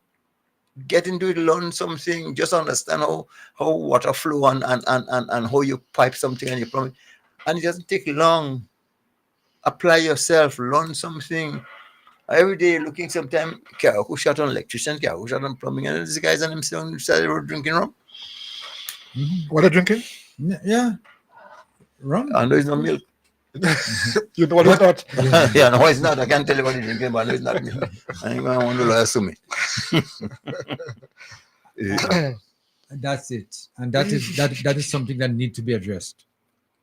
And I believe now that in going forward, with the effort that this Prime Minister is making to see if we could get our youths more involved in whatever the passion is. You see, sometimes, you may not have what it takes to be what you might want to be, but what you're able to be is what you should do. Yeah. And each and every one of us could make a living in whatever we decide to do once we go in the professional side. It's just about That's everything is necessary, is needed. Anytime your service is needed, supply and demand, you demand, you appreciate you. Somebody must get you, somebody must need you. So we must take things a little more seriously, boy. Yeah, because sometimes a lot of you guys working in my media, I turn it into a comedy show. So I don't lose my mind. Mm-hmm. We have to laugh at you, you go play serious for. Yeah. Laugh at it so you don't lose your mind. Okay, I've been just making some notes here because I'm seeing some of our listeners in the diaspora are saying that they are willing to help. They're willing to in each and every way possible.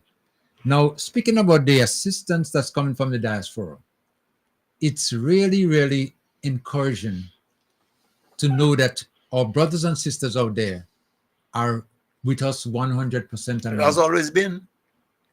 But even now, they are making this extra effort to make sure that whoever is here getting some attention. Yeah, but getting Kim, what they you see, need. Kim, well, you know what's sad?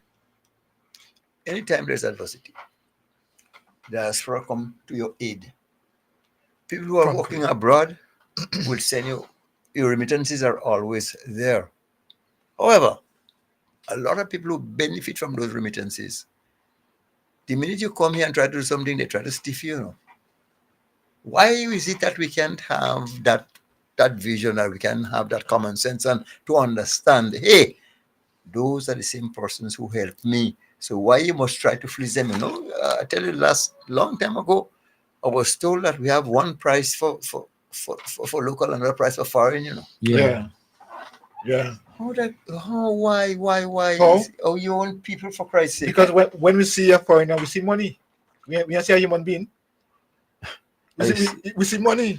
Ignorance is a strange commodity, you know. How do you know the people have money? Well, I say I mean, Yeah, the mentality is it that could be a devotee. So you want to fleece you. but that genuinely, Sir Leo, that's the attitude, you know. When we see, I remember one time that I had some visitors. I was still living in Grenada, and I came up, and they asked me to they wanted to do an island tour. Yeah. When I spoke to the driver, the person, they gave me a figure, but I was not around when they negotiate. When the person I brought up asked them, how much is it really? Twice time the amount they told me. So what I saw wasn't a human being as themselves trying to learn about the island and know about the place and so on. What I saw is money. Because they know if you tell me that, I mean, I say okay, thanks, and go to somewhere else. Money is what drives these people attitude to do everything. It's unfortunate. So yes, I agree. I mean, they have the diaspora. They have always responded promptly. They're waiting to see what happened first. Let me tell you what, you know what? Of course, when they took me in New York, while my phone was ringing off the hook. Especially we have this what you call it, GoFundMe. Mm-hmm. Yeah, GoFundMe. Everybody's starting GoFundMe. And Leo, I can't tell you how many people. Let us know what's happening so we can give somebody we can trust whatever assistance we're ready to send home, be it money, the other. And that has always been. Diaspora is there to your rescue. So we have to sometimes, if we were taught that when people come here, and especially people who work so very hard for the little dollar, yes, you probably make a bigger dollar there, yes, but money is not how much you're making now, it's how much you keep. And if you can watch it carefully, you go slip away. Mm-hmm.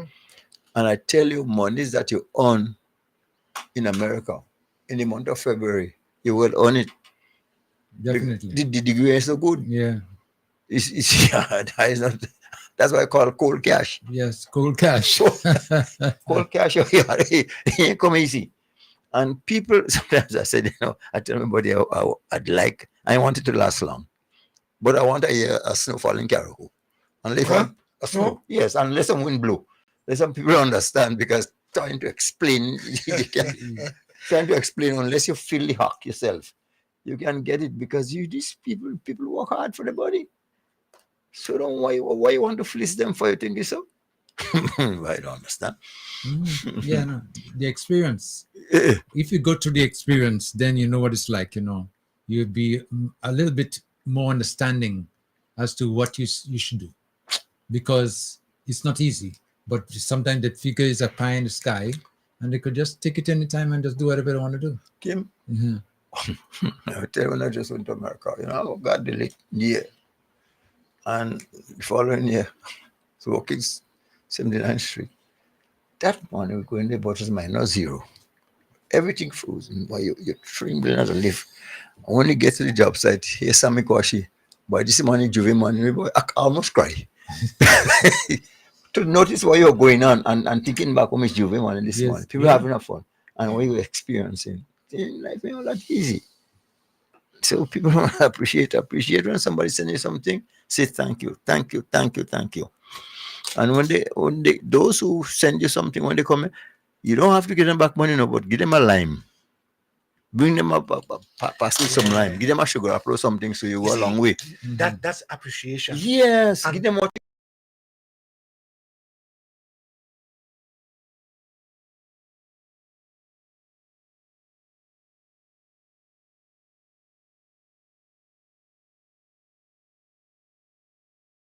Big time. But one time a lady said me, what to do? I say, hold on a minute. One time.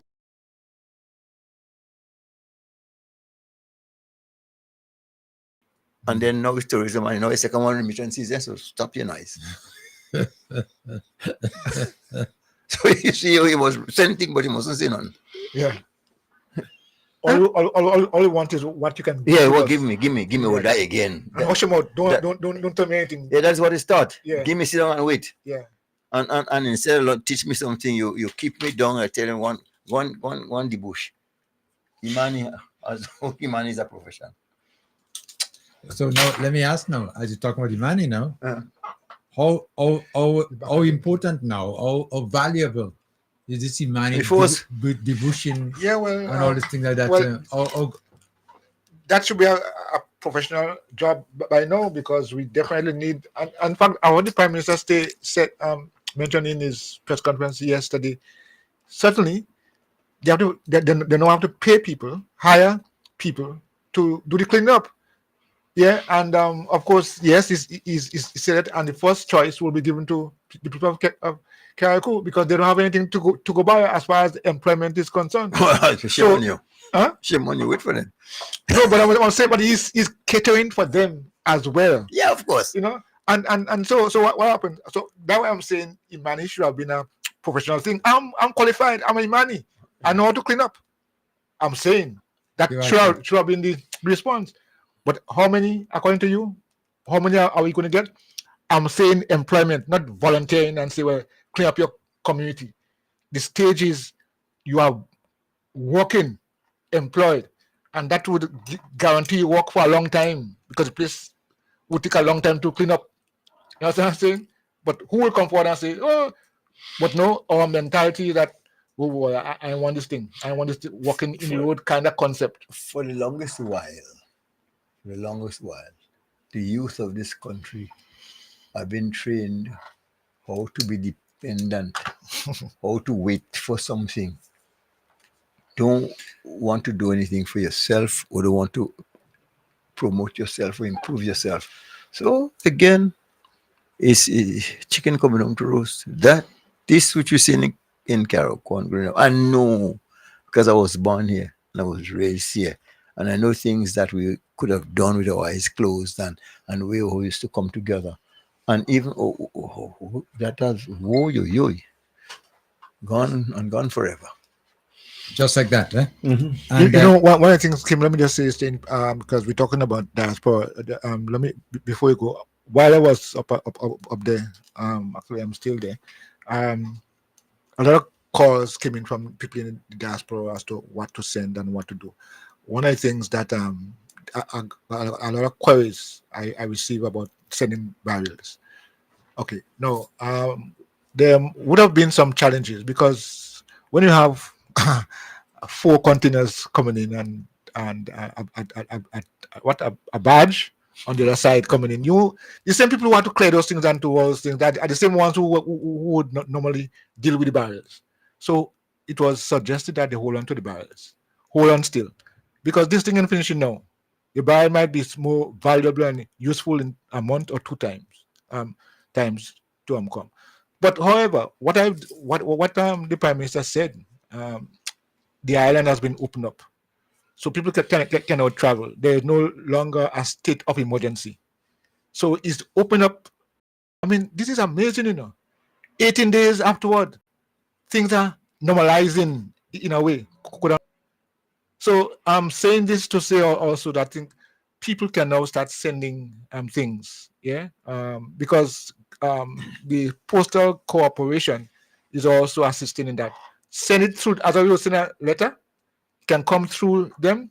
As a matter of fact, they will be open up a station right here in Hillsborough. So things are opening up, so you can start sending now, organizing to send now. It won't be as fast as what it was then, but the point is, you will now have a window to start sending things to your families back home here. But as you just mentioned barrels, you know, I think yesterday in the press, it was mentioned that the free barrels until the end of the year. Till the end of the year. I must not free barrels. There will be no tax associated with it, so you can send, you know, and limited to.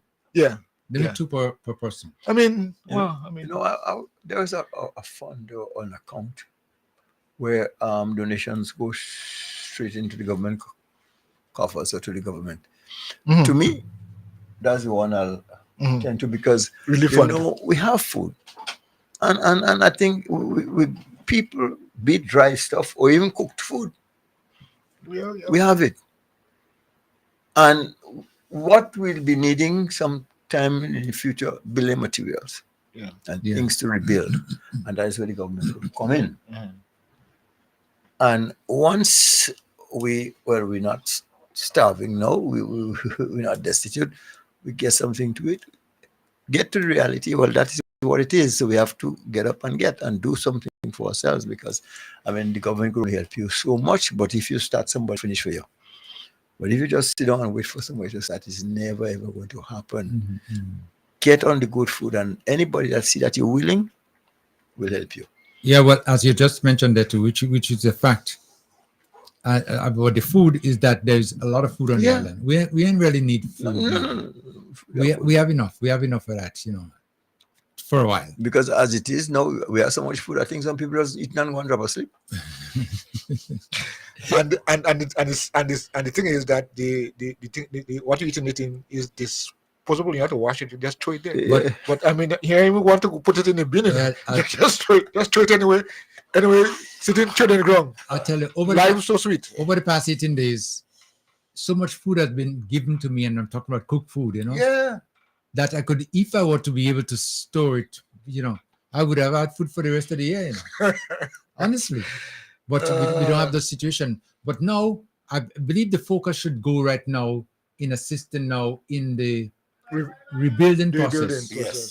Yes. And doing it properly. Properly, yes.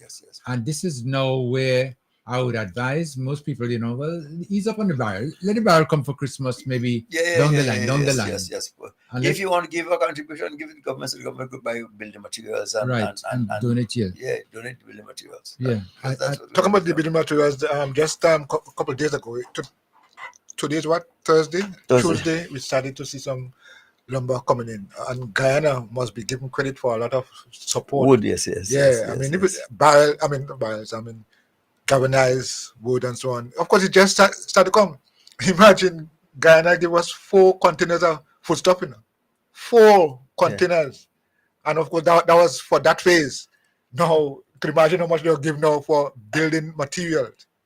They're already. And I know they were offloading. But I was amazed, because I don't know if that is true, but I heard that Ghana was the first country to hit our shores. Is that so? One of the first countries. I think Barbados was. Let me see, who was first? I don't remember. No. Who came in first? But Guyana came in very, very early. Very early. I'm not. I can't confirm if it's the first. But they came in very early. I mean, as I say, I'm amazed. 4 containers. I mean, of course, it took days to reach you. You just leave there yesterday and reach here tomorrow. So that's why I'm not sure if they're the first, because I think some of the islands on this side of the Caribbean may have been here, but Barbados may have been also one of those. So that is why I say, oh God, let me say thank you, Guyana, thank you, Barbados, thank you, thank you, Trinidad, and even my boys from Tobago, Yeah. They came in. And mind you, they're on the way again. Yeah. The way again. Isn't that nice? The guys almost baptized when I look and is pirogues they coming in? Is that no? I saw them, in a little short video. Yeah, man. And they were just, so committed to what they were going to do. And you could see the genuine in them. The eagerness in them and to go out there to assist. That's why this Leo Joseph always will submit the region, because those guys who you see coming from Tobago, and this is going to be the second time around, those guys are guys who come here first for regatta, Yeah. Everyone, MacIver and the boys. Yeah. MacIver, those guys been coming here. When they can come, still they come to the pirogue, and they love with Carriacou, so Carriacou becomes part of them. Beat Penbrook, Delaford, Roxborough, all them guys, that's where they're from. And Carriacou has become the second home. So you see that what it does for us when you operate as a region and that community thing, man. Yeah. And I think that must be commendable. Is the fact that within hours they started to deploy troops. Not to fight. I'm just saying. People coming in, soldiers, people who are specialized in those areas. Yes. Coming in by droves. Every time you turn a vehicle, pull up. These guys are from St. Lucia. These guys are from Guyana. And so on and so forth. But Guyana really, Guyana really, I don't know, boy. They just emptied themselves as far as I'm concerned. Well, again, all I could say to all of you, thank you. I And appreciate that. But I'll tell you, one of the reasons I believe that you would see this assistance coming in droves is because of the relationships that our prime minister has established. He goes out there, say, oh, he's traveling, he on plane all the time. They call him pilot. Whatever. But hold on. You see the response that's coming in now. It's from building relationships. It's so important, but people sometimes don't understand it. Think whenever you visit somebody, they must give you a check to come back. Back with. And if you didn't come back with a check or something of the nature that they could see, then say you waste time. It doesn't happen like that. What do you say they call him pilot? Yeah. Well, that's brilliant. And you want to? Oh, hey, brilliant. Oh, yeah, the mind. In what context, yeah, man? If the pilot is flying a good plane. Yeah. Flying a plane. And as a matter of fact, I feel the turbulence here. So man, just keep on going. Listen, somebody is saying here, I think that's important. The president of Guyana and our dear Prime Minister, Dick Mitchell, are very close with a working relationship. So they was just trying to say that on the hurricane was on the 1st, the 2nd of July, the day after, we had Guyanese people here. I hope so.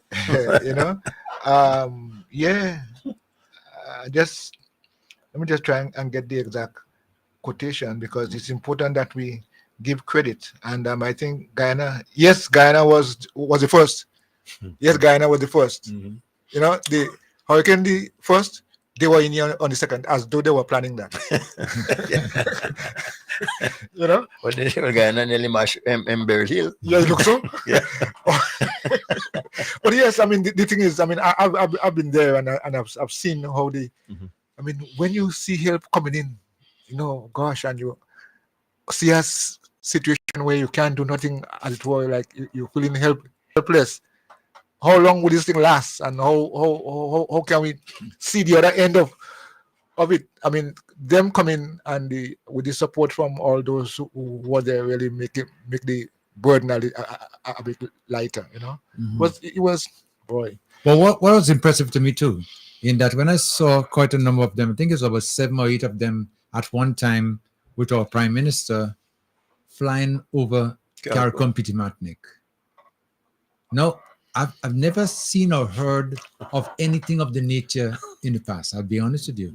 To see now that that many of them come in, and the relationship, yes, and not that they're able to come together with him because there's a relationship that they have established, and it's been appreciated. So they want to show gratitude. They want to show concerns, and they want to assist. A relationship that makes sense. That's it. And when that's what we're doing all the time. When I saw them in CARICOM, I said, what? I mean, it's the first time I think some of them maybe touching on the soil there. But it was really, really, really something that what talking about, because you don't see that. I've never seen that during the Ivan or the Emily or whatever in the past. I've never seen at any time so many of them coming together. And there's a lot of support coming as well too. Assistance, yes. Just I really want to note this, because somebody is also saying here it was Guyana with the helicopter, with tarpaulin and other stuff that came in first. So they were able to respond immediately. And I think we should show some expression of appreciation, saying thanks. I mean, of course, I know it will be done at all the right levels, but I'm just saying as a people. No, but what I think we should do, and I'm working on that, there should be an official thank you, and if it's going to be in the form of a song, in the form of a concert, to our regional supporters and supporters from wherever they are, that CARICOM want to say thank you. Thank you is very important. We shouldn't let that go. That shouldn't slip at all. Yeah. Because I tell you, gratitude and appreciation, that's money in the bank.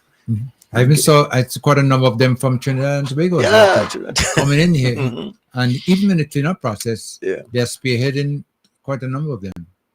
Because it's important before we could start whatever we're going to do to clean around us. Yes. You need space. You need to see where you're going. You want to see what's available, and then you could start from there. We want a bigger and brighter and a better Carriacou. But I could see it coming now.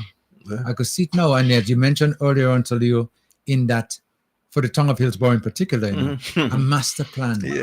Let's get it right now. Whatever we were thinking about, suggestions, changes here or changes there, Beryl has leveled everything down for us. Yes. And said, listen, okay, guys, well, you want land, you want space, you want it, take it now. Yourself. That's it. Man. There has to be. You want and I want to see the rendering and good quotations for what we have to do. Goodbye. Everybody's thank you. But you were said you're welcome. Leo, Kim, before you go on, I just want to give Leo some props here. Not props really, but somebody is saying that Leo, on a lighter note, isn't the jetty they say that was no good, and aren't it been used and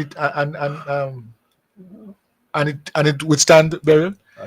But that is a loud secret. Is those who don't know, was born here. I'm on a jetty. There's something about jetty too. Jetty, man. You could take 5 more grounds. Plus Beryl. Beryl at the wheel and coming in. I tell you, jetty just look at Beryl and say, "Stoops, he ain't going nowhere."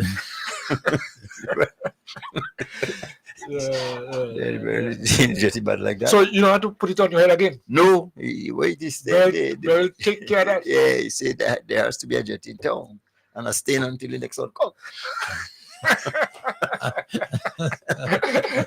so I came 5 more Beryl could come. Jetty ain't going nowhere. Until you bring one. You're feeling me? Yeah. And thinking I talked about bringing one, if you remember in the last town hall meeting, our prime minister mentioned that before the end of this term, that port, and more ever than ever now, I'm seeing it. I'm seeing it. The need for it and the assistance, and I would not be surprised if that were put out on the table, a request, that somebody would make a donation maybe or something of the nature. But come on, just build one. Just build one for us. Yes. It's possible, It's possible with all the connections that our prime minister probably going in the east down there, what you call it, close to China, Kuwait and them places. They might just say, "Watch, man, we'll just give you a state of the art." UAE and Dubai. But you know something? Dubai. Yeah. I want to say, but this time, we have to be strict about what people are doing in Hillsborough. People must not be allowed to do what they want, how they want. Beryl do us a favor by getting rid of some of the structures in town, because not everything Beryl do bad, I tell you, my shop is one of them. And family planning must be on the best performance. We want something decent. You see with that strip there, I want some lovely buildings where you could get what's called souvenirs and stuff, Carriacou. Yeah. Yes, man, looking with all the things that are Carriacou and are culturally so. I mean, you how come there isn't a shop in Carriacou with a model boat? You ever stop to think about that? Yeah. The land of boat building and so on, not a model boat, Well, what we have to show, what we have to display. You can see a sample of a big drum. So what Carriacou, you go in bake with whalebone and all. Yes, whalebone. Yes, whalebone. Then so what happened to us? In the showcase. Yeah. The museum, or of course, the Top Gun top part. I mean, I don't know what structural damage because there are a lot of goes inside it. Again, all these things have to be rebuilt, start from scratch. What can be salvaged will be, but again, we need to document and keep our heritage, our history intact. I mean, I smile when I hear you say that. Not even a big jump. You know what I mean? Land of big job. Yeah. Yeah. And we talk so much about ancestors and this and so on and so forth. Anyway. But as I just mentioned earlier, quite a number of buildings were demolished, and they said they will come. Yeah, I saw one. I don't want to mention it in particular. Opposite? No, you have to mention. But I'm asking a question. Is it opposite the administrative building? No. No. Oh! Tell you which one it is. And a lot of people know it. Everybody's. Everybody, time for everybody. Yes. I hear you. Everybody's over steady state? Yeah, he's over steady welcome. Really? But we on a path now. I tell you, I feel very, very confident that we're going to see a difference, and it's going to be done fast. I think it's going to be record breaking. And I mentioned earlier on, speaking to one of my colleagues on one of his shows there, I think Carriacou and Pitimatnik are going to be the gem in the Grenadines. And even Grenada, mainland, going to be looking at Carriacou now as... And if you think Beryl listening, it's ready to win a jetty, put one there. Oh, yes. We don't need a jetty as a connection to Petit Martinique. Yeah. I want a big, wide concrete jetty. A truck with 15 slinger cement should roll right on it with no problem. The plan. The master plan. Yeah, I'm putting a barge and send to Petit Martinique. The master plan. A barge will come in the shallow. Yeah. And load it up, pretty much Dulce, and that shouldn't have to be that the days for that done. You're walking on the jetty in Windward and your foot trembling, the jetty trembling. I tell you, I when I have to walk there, I have to have a contour map. Yeah, I tell you, you're trembling and jetty Yes. trembling too. So you could fall over anytime. Well, as far as I'm concerned, if you're trembling and jetty trembling, you fall already? Oh yeah, man. Just come. I wouldn't talk about how many times I've fallen on it. Foolishness. But this is the opportunity for the plan, the master plan. The master plan is what we need to work on and ensure that even though a category 5 or 6 come again, we are able to withstand it. Not just state of the art thing we're talking about a solid and buildings that are built on the right foundations and right. We have to be able to do it right. My God, 2024. Mm-hmm. I mean, 2024, you have a ramp. And you know that why in this day and age, you have an elderly person, they live Hillsborough, you get to Wynwood, waiting for something to come. Oh God, you want to use a bathroom. Nothing. Oh, well, where are we? Come on. Again, these things have been talked about in this new administration in the pipeline. And I could see them coming through now because Beryl has made the way possible. Well, not only Beryl, but but again, since this new administration has come in and the things that we're talking about, and when I looked at the rendering of the proposed teaching hospital, I said, well, no, I feel like I'm living in a country. I live in a state where we're trying to catch up with time. I mean, we're way back, we passed, we haven't reached dinosaur stage yet, we're way back, So, I mean, for where we are now, AI, the world talking about artificial intelligence, we're talking about actual ignorance. Oh, that's all AI, Yeah, actual ignorance. Actual ignorance, what going on? that is what AI means to us. And Yeah. That's how we interpret AI. Yeah. Actual ignorance. Look what the world is. The world that. And them talking about artificial intelligence. We are not. No. Intelligence is ignorance. Yeah. We're proud of it. Okay. Now, a problem I see that they're working on now, and it's a very concerning in Carriacou now, as it pertains to school, which is just about 6 weeks away. And the schools are now being used, as you As realize, shelters. as shelters. Some of them have been destroyed, like say the Dover. Mhm. Dover- Well, that- I don't think the word is destroyed because eliminated. But I'll tell you what we can do. I remember again after Janet, they will start getting some tents. Well, we tents. We have to stand by Yes. some tents because that's what we did after Janet. A lot of us went to classes on the tents, you know. And, I think yes, and I- nowadays they have, I mean, things are improved. You have tents with lights, even air conditioning some of them. Yeah. We'll have to get some tents. We ask for that. We get some donations in that regard. Yeah, I think we So, have to ask for say the right thing. Yeah, for some at the model school. The playing field is there and it's big. Yeah.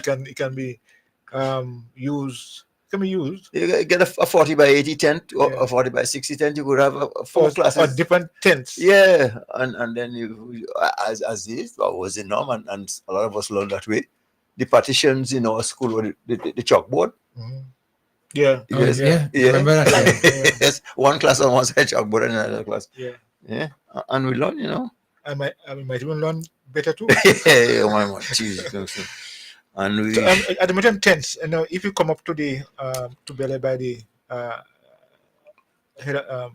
the center, emergency operation center, you will see some buildings and some tents on the side there, and that's a complete hospital. Yeah. So we are ready. We are ready in case the hospital itself, because the hospital the roof gone, and they had to move some patients. Luckily, they only had one patient. You ever stop to think about it nowadays? I look at children going to school with their book bag hang on the back and you're breaking them down. We had a slate and a pencil. Yes. You're lucky if you're asleep sometimes. Slate and a pencil, and you lose your slate to write, to fight, to everything. Watch. We used to have the slate and another piece of slate as your pencil to write on your slate. Yes. But and the one of the most famous function the slate was to fight, you know. Yes. You never got a slate yet. Oh, yeah, What man. of Jim? Cutting you by the What you making, Joe? that gash there. I mean, I don't know. Break the slate in your head. And but you talk about being fortunate now too, as back when we were growing up and going to school, in that the one slate that you went to school was for all the subjects, you know. Well, you could clean it. So when you finish, You clean it. you finish in this class, you clean it. Yes. Whether you take spit or water and you clean it, you do that. But our way of now we have to retain by some means, miracle inside our brain, what we have learned, because you'll be tested on that. So we didn't have no sort of a notes for revision or nothing to go by after you would have finished that class for the day. What came? Even when I was going to presentation in college, we used to come by Miss Noel, you know, Hillsborough Government School, to brush up on your maths. Miss Noel, you know. Yes. Yeah. Harry, Yeah. and Harry never been to secondary school, you know. Man reading music, he doing, well, that's what geometry and algebra itself was a joke from Mr. Noel. I don't know. Yeah, Mr. Noel used to teach us all the time. Was a different brain then? Different time, Mr. Noel. Yeah, I know Mr. Noel. Everything Mr. Noel had it, I understand. Right in Hillsborough School, you never go any place. Yeah. And you see, again, the notebook and all the encyclopedia was the slate and the pencil. Yeah. Just So, imagine that. So if you want to learn, you go learn, man. You don't know everybody fully. You want to this and that.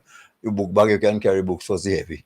And you don't even touch or open one of the books inside it just to say, I have books. Yeah. I go to school. Yeah. And they have me back. Some of those books have 500 pages, you don't read two. Two? It's a lot. No, everything has to change. I mean, there has to be this. This is the moment of change. Gentlemen, hold on. Genuine change. Hold on a second. Let me take what is called there. Vibes FM, landline caller. Not WhatsApp caller, sorry. Caller, you're on. Good afternoon, all. Good afternoon. Yes, good afternoon, yes. Good afternoon. Good afternoon. Let's all let's give God praise and thanks for this survival. Amen. And for you all, and for Vibes FM to be back on. Let's Yes. thank God and thank Jesus and baby Jesus. Thank you. All three in one. Yeah. I'm calling particular about a matter that may be of concern later. Many people may not have given it much thought, but some people may have lost very important documents during the hurricane. One such thing might be a passport. Anybody who have lost their passports in the hurricane, please, I would like to know who you are. So I guess everybody who's listening know my voice. It's Valerie Thompson, social activist. So if you have lost your passports during this hurricane and you would like to have it replaced, please let me know. I am not on island, but I'm going to ask Kim, can you please give Kim your name and your phone number, and I'll get in touch with you. Please, anybody who have lost their passports, just leave your name and phone number with Vibes FM with Kim, and I will get in touch with you so we can talk about replacement of it. Yes. Before you do anything or go anywhere, just let me know, and I will let Kim have your name and your phone number, and we try to assist you in getting a replacement. Yes. Okay, That's you, Kim. Thank you. Very In important. advance, I didn't ask you. Okay, thank you so much. It's very You important. all have a good afternoon. Okay. Thank you. Thanks. Same for you. Yeah. Same Right, for you. bye-bye. Bye-bye. Okay, thanks. Yeah. As that caller just mentioned, that's a problem a lot of people might be having, you know. Yeah, documents and everything like that are destroyed, you know. The Prime Minister in the press conference yesterday touched on that and said that they are putting some emergency and speedy things in place. So, and we're recognizing, just as Sister Val said, you know, this is something that people did not really. You didn't anticipate that. Yeah, but even though some people try and save it, I think Beryl went and looked for all those things, you know. Because I mean, you know, I know people would say, "But I put away my my documents, put on documents and so on in place." But for some reason, they were scattered. Yeah, all over the place. But yes, I think the system is also, and it's good that when we can have that kind of corporate support and community support from people. Dealing with And I dread to think, I don't know how much, especially lands. Yeah. Here in Carriacou, how much are they able to put online, wherever it is, or important documents? Well, I don't know. The registering grenade should be able to give you a copy of a deed or something like that. But a lot of people would probably lose because I mean, it's not just that your roof blocked. You know, so many people did everything gone to smithereens. You know, it's blown away. It's not even so it can be found. I mean, wow. Yeah, and as you mentioned, you know, most times people try to the best, you know, to put away documents. Yeah. To safeguard them, maybe from water, the weather conditions. But in this category, and I believe we experience a category 5. You know. Yeah. That's my strong belief because you know we were here, and those kind of winds that we were seeing there is not no regular 130, 40, and 50. Nowhere near that. See, because you see, the wind was charged with moisture. People talking about seeing wind. Is the water? Is the water? Water. Well, so I saw the wind. It's like pressure washing. Yes. You know, the pressure washing. So Yes. is that what we're going to take? We picked up everything and go with it, man. Yeah. No, it was, you know, and it was very frightening. Yeah. That's the part of it, you know. But you not even that you couldn't see through it. No. Visibility was limited to just feet in front of you, you know. So this way, you had to whatever you're going to be doing, you better safeguard yourself and find a little bit of a shelter until everything is over. And that experience I know is in the minds of a lot of people right now, and they're not going to just go past it like that. I tell you one thing, that if we were to hear, God forbid we don't want it, but if you were to hear anything like a hurricane coming again, you would see some of the preparations that people still, although it's limited now because you don't have much, you know, FLCLT available to you, but you're going to see some of the preparation people are going to make. And maybe, depends on how it is, some people might even opt to leave the area altogether, just if they can, to avoid that trauma. That was bad. That was something else. I mean, I went through it, and believe me, I don't want to ever think about going through another one like that. You know, and probably some of the things that we should give consideration, that in rebuilding, there should be some spot in your building or your home that's considered a shelter. You know, probably downstairs, but serious concrete around you, Yeah. something that could withstand Yes. concrete and an area, lashes that you have to run there. Yes. So you have people talking about going to cupboards and so on and so forth, but you should have your little shelter. Well, I know from speaking and observing in the outer world, Mhm. especially places like Gaza, Lebanon, Yeah. Iran, and whatever. Houses, almost every house that is built, Bomb shelter. there's a bomb shelter. Almost everyone. Yeah. So this way, any little thing like that, there's a place to go there temporary. Yeah. Until whatever has passed, you know, to survive. Yeah, and in the lower part of your building, I would strongly advise that a wall, 4 sides. I mean, a little construction, 4 sides of the wall, and of course, overhead, cement too. Yeah. So that when things get really hot, you should be able to shelter there. Yeah. Or you listen to bond.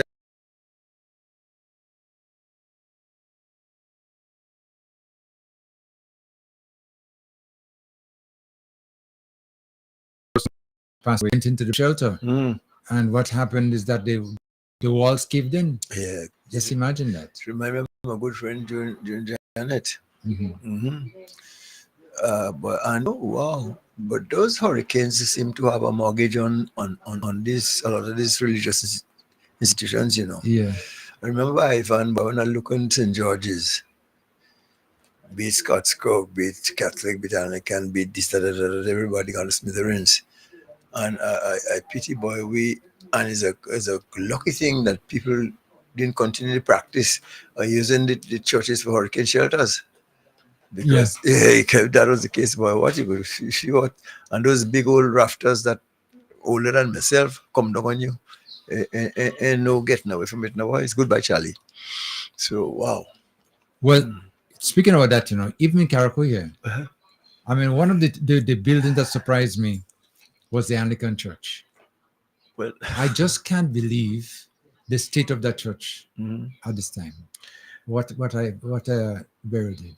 No, well, the Anglican Church took a pounding before. Both the Anglican and Catholic churches took a pounding before in January. They both without roofs, you know. Yeah. Yeah. So that the Anglican in particular, those roofs are out. That they're not the original stuff. They were replaced from time and time again. But you know the way they were built, and those things could never, in hell's name, or heaven's name, survive any 100-mile-per-hour wind. No. You ever seen the raft in those churches? They're miles apart. Everything, and the size of those roofs. The size, but everything gone. I mean, clean. Listen, for the Anglican church when Beryl come home, there's a walk in the park, you know. I never saw it like that. Yeah. I'll be honest with you. I mean, I thought that it was a structure, maybe, you know, because you always say, well, you know, the holy place, you know, well, is that place you could. In regular times, if you see me in the church, you'll always see me looking up, or watching around, and this rafter see up there. I wonder how long you have again and how much time I sit in those things you don't know. I mean, some of them we had the long time pine, it was wood, but I know they were replaced sometime after that. They were not the original stuff. So you know, you sit in a time bomb sometimes. Oh boy. I mean, it's all frightening, the experience and everything like that people went through, you know. Yeah. You don't ever want to relieve anything like that again, if possible. Let me remind our listeners though, 443, I always say 443, so used to saying that, you know, because we're getting quite a number of missed calls, you know, on our WhatsApp numbers again, but you can try again. And the numbers to do so is 473, that's our area code. And it's 403 0101 403 0101 and 534 3097 534 3097. You can call us if you feel like participating in the program, and we'll be very, very happy to do so.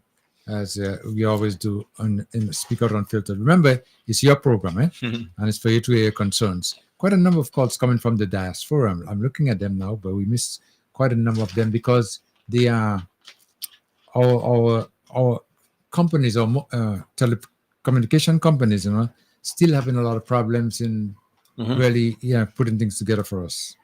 So if we have other means of doing what we have to do, then we have to sort those out, as fast as we can, because the way we are operating now, which is unusual circumstances, is that we are operating Unusual times. Yes, unusual times. we are operating bypassing those companies. Matter of fact, the Starlink that we were installed yesterday, right here, has nothing to do with telecommunications around here. Yes, I realize that. Yes, Not at all. Not at all. Matter of fact, I mean, we right now hooked up to a satellite back in the US directly. Well, so much for being, until Beryl, then I started learning about Starlink and all those good things, prior to that. I must confess that exist. Well, we know of the existence, but sometimes there's a cost factor. Yeah. And sometimes, again, not even that again, but technology, sometimes the knowledge, knowing how to utilize them properly is another issue. So I think we're stepping into another zone now where we have to come out of our comfort zone and get out there and start learning again. Yes. Well, as everything, remember when beepers was a big invention, to have a beeper sometimes at that point in time it was a big to-do. And we gone from beepers, look over here. Cell phones, these cell phones and them is a lot to it, Yes. You walk with your computer in your pocket, you have your dictionary, you buy that telephone. It makes it much easier for you to communicate, because once I have my phone with me, believe me, I could be able to communicate and almost execute anything that I want to do, whether it's business, private, personal, whatever, it's available to me. Yeah, that phone, well, look how when to think about Miss Futo. Yeah. You know who Miss Futo was? I remember. Around the corner shop there? Yeah. Right. Miss Photo, yes. Yes. Miss Photo, I remember. Sometimes when you want to make a phone call, you have to go there and Miss Photo pulling out one plug. Push another in another slot. Sometimes better you stand ball out. Because everybody hearing you down the road. Look how we will come to him. Hey, pan cup and twine. Yeah, really. I mean, we come a long way in technology. Long way. And make it easier now every day by day, All you have to do is to get yourself used to it. And this is one of the reasons, again, where education comes in, to making sure that now we able to adapt to what's happening around us easier. Because, we growing up never had them. But for some reason or the other, I know you, just like I am, Leo, we had to go back to school. Yeah, what? I was upset. I said, this didn't come in the world too late. My ham brain left to take on all this information. Silicon Valley, Silicon Valley. Yeah. But it's a wonder. It's a wonder of the world. Silicon Valley. I was trying to figure out, and I was exposed to basilica. Basilica? Silica. Silicosis. There are a lot of people, but this silica is something.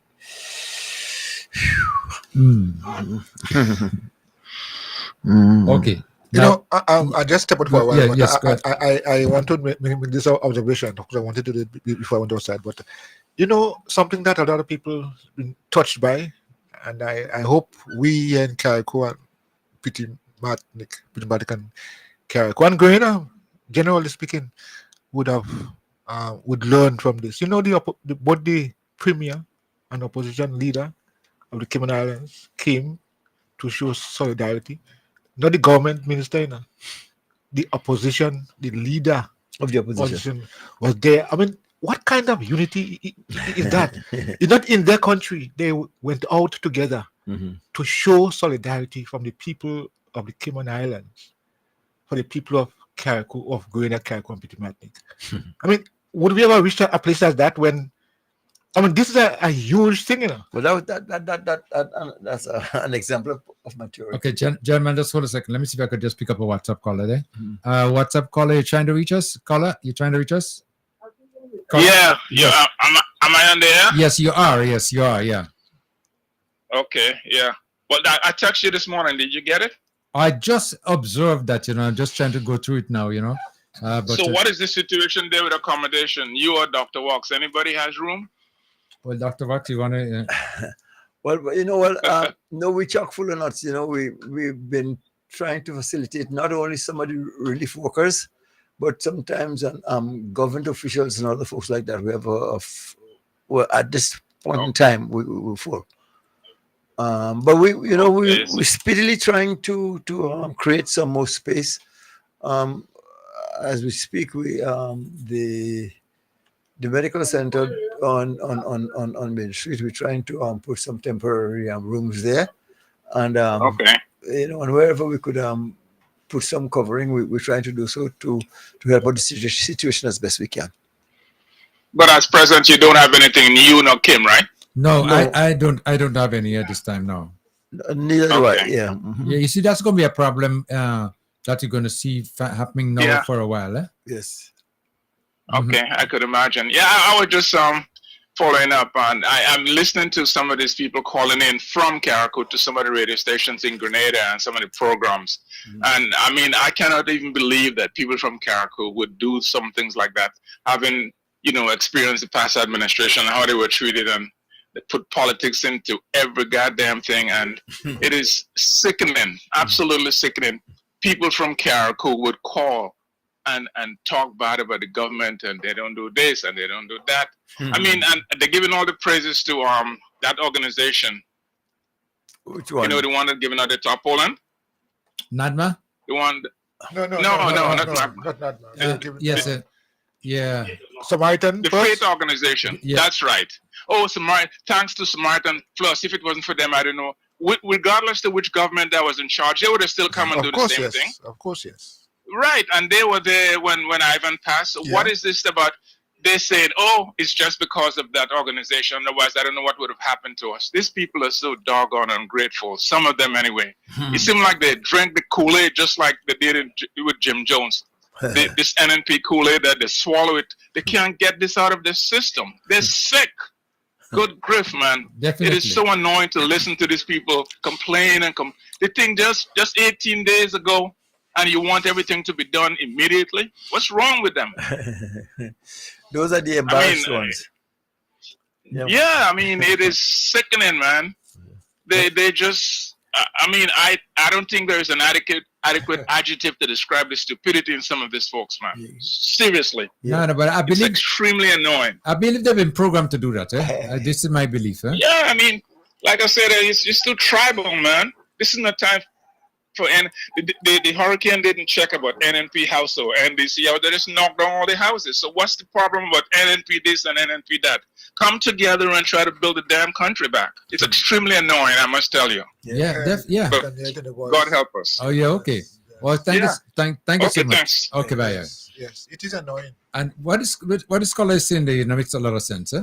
These people, but like I said, they've been programmed to do it, and there's a few of them that are doing that, and they're trying to play politics in a time like this. I mean, really, because they are hurting. They can't. They're bleeding. That's it, Well, the caller said that I haven't heard the callers on local radio stations, but these organizations are not going to be here for long enough. They're not going to be here for very, very long. They came in an emergency situation to even cook food for you. Mm-hmm. Yes. And so what happens when they leave? What happens when they leave? Already there are those who started to start winding down because they're seeing things are improving. This is just an emergency situation, and they're responding in that way. So because so they get everything from them. We didn't give them anything. So what will happen now? When they go, they'll go with them. But you see, that's the mentality that we have to try and stop and change, because We have to function as one. And basically, let me tell you something. Like I've seen quite a number of these people who are trying to make this statement there. They are strong beneficiaries of this, whatever is going on, you know. But they have to make some noise because why? Negativism is in the DNA. But let me tell you what, there are a lot of folks, they're still suffering from the knockout punch, you know. And it's so embarrassing that no matter if you done the best thing for them, you'll still criticize it and say, stoops. Yeah. Mm-hmm. You know, I wouldn't be surprised, guys, that if some of the people that are making the complaint and complaining, some of them, although they say they want anything and they need anything and so on, coming for things once, twice, 3 times, 4 times, stocking up, you know. Yeah, of course. I mean, I don't understand. They are human nature, man. You go down there, you see them there. You go across here, you see them here. You stay up in the in the center, they are coming. The point I'm making is, I'm not saying that they shouldn't get, you know, but understand what is happening. This is an emergency, and they're the same ones who would complain and criticize. Yeah, man, they ain't getting enough. That's a no. So where are we going with this again? That's not new. That's all. That's bound to happen. You know, I don't know if you could recall, but during after Ivan, there was this discussion about people storing material under the house. Yeah. They're storing material and there are people who supposed to get. Yeah. It happens all the time. Yeah. So what are they making a complaint about now?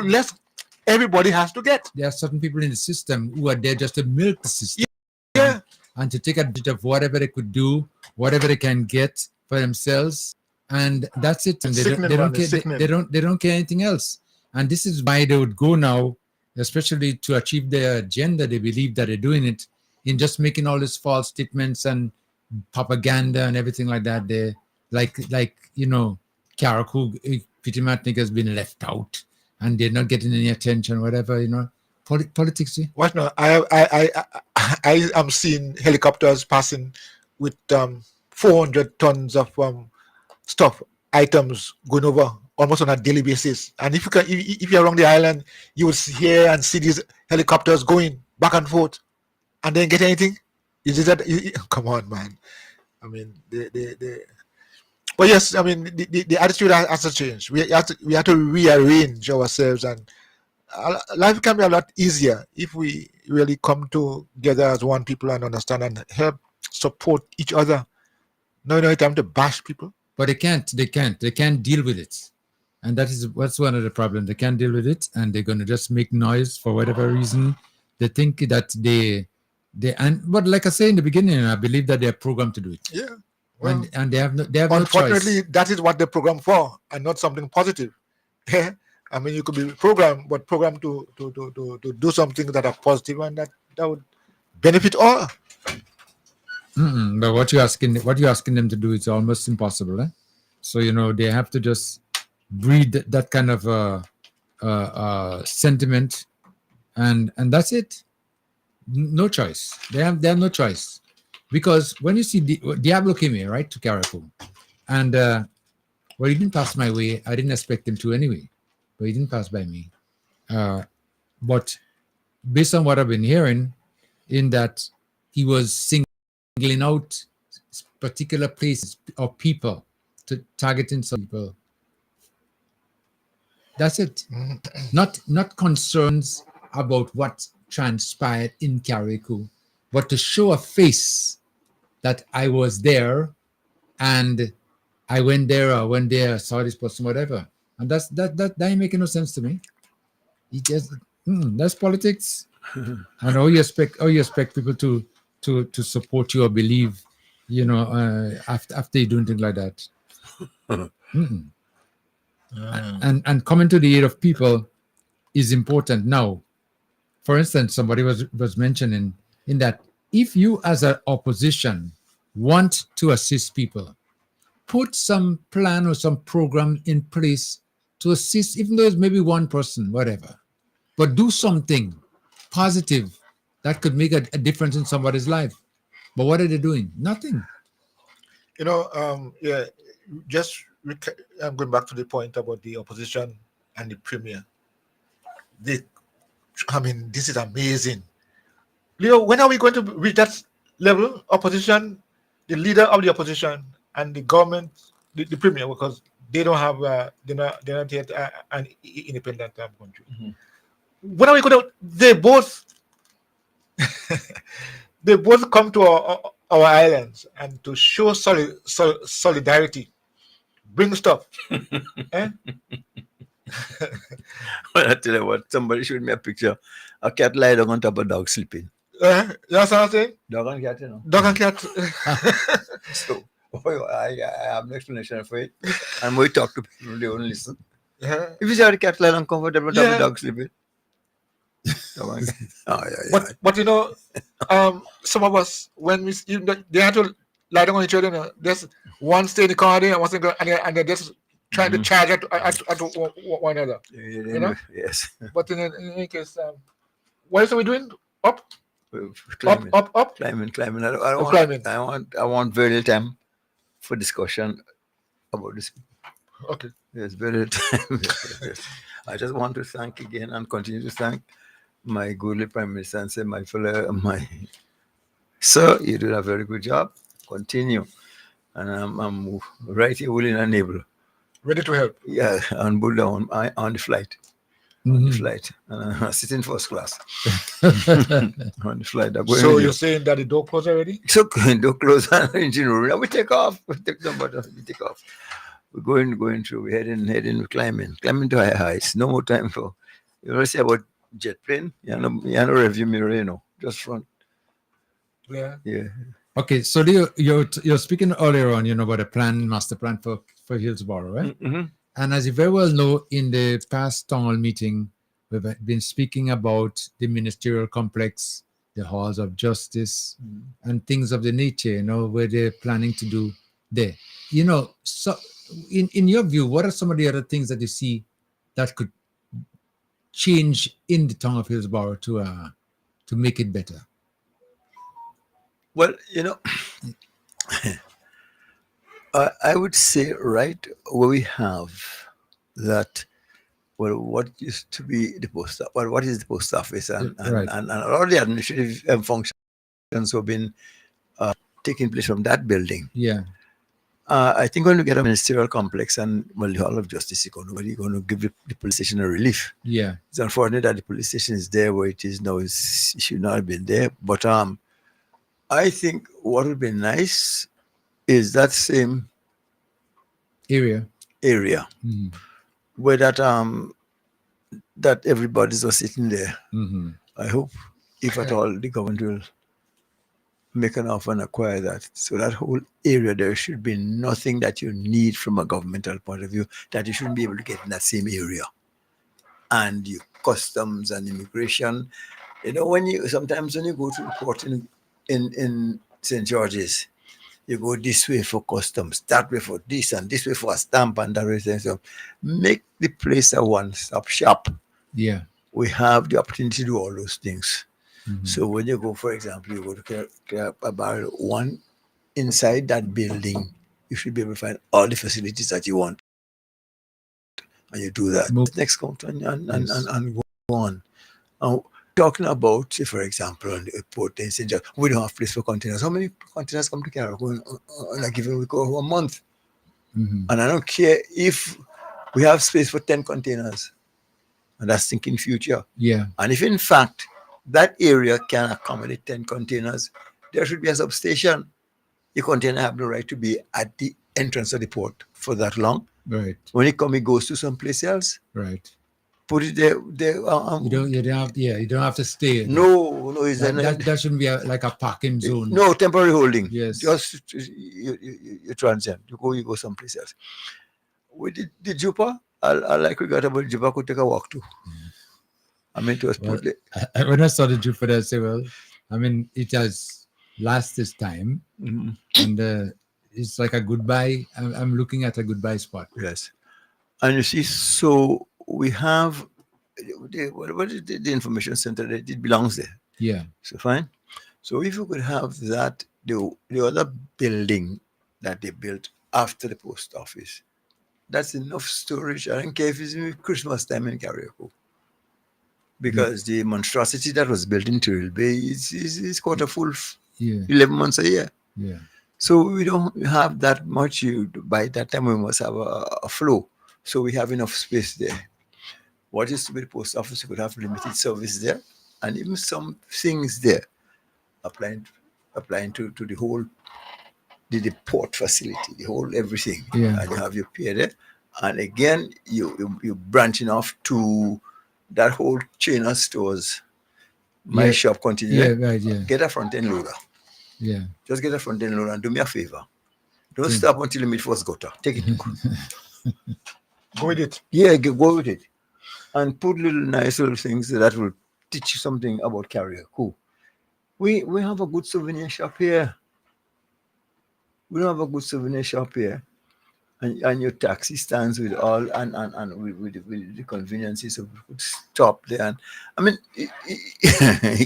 it could be such a beautiful little thing, and you have to be built on big monstrous buildings, but nice, decent, clean looking. Right, yeah, different, yeah. Somebody had made a mention, earlier on that seeing that the cultural center is going to be built in the area by the community center over there, then the tennis court could be used for a parking lot. Badly needed. Badly needed for time. Badly needed, and we could do a 3-tier. Yeah. You see, you go up first floor, second floor. Third floor. Yeah.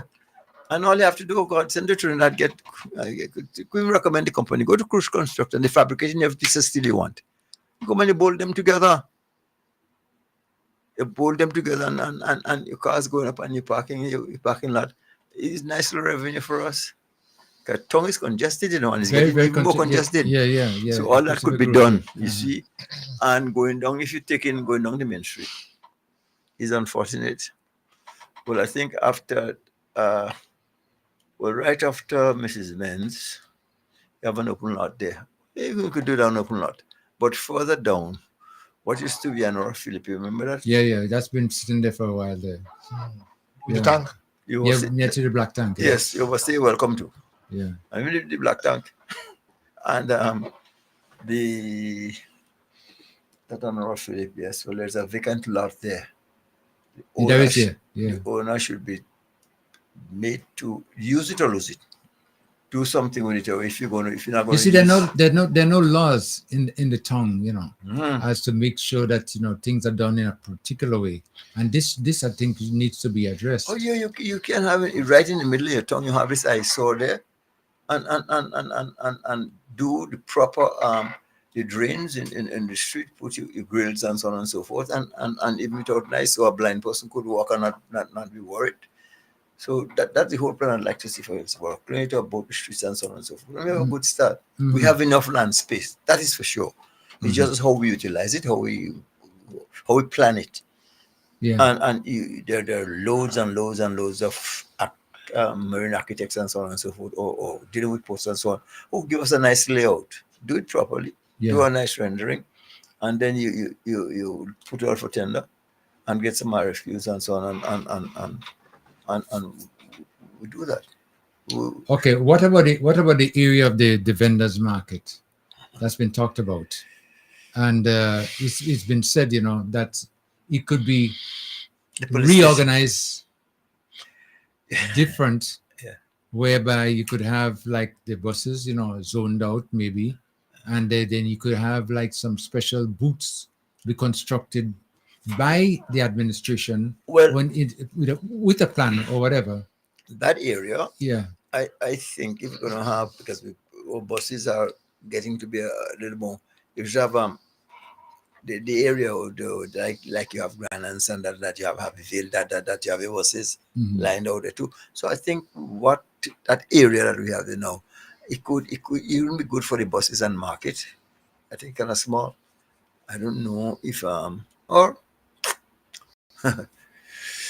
you see all where again this whole area we have is a little in Bitam going from NNP going right down going past it. Yeah, we all clean up the entry. There's no planning in that in that area. The people just build what they want to sell. Right. Yeah, that's one of the issues there. See, because if you're going to have anything in that area being done, it should be done with a plan, with a proper way. Yes, sir. Even though it's not going done by city administration, but whoever is going to do the construction should have some guidelines to work with. And bring in, and based on community development, that must be submitted to the physical planning, who have a general idea of the area and how this is affecting this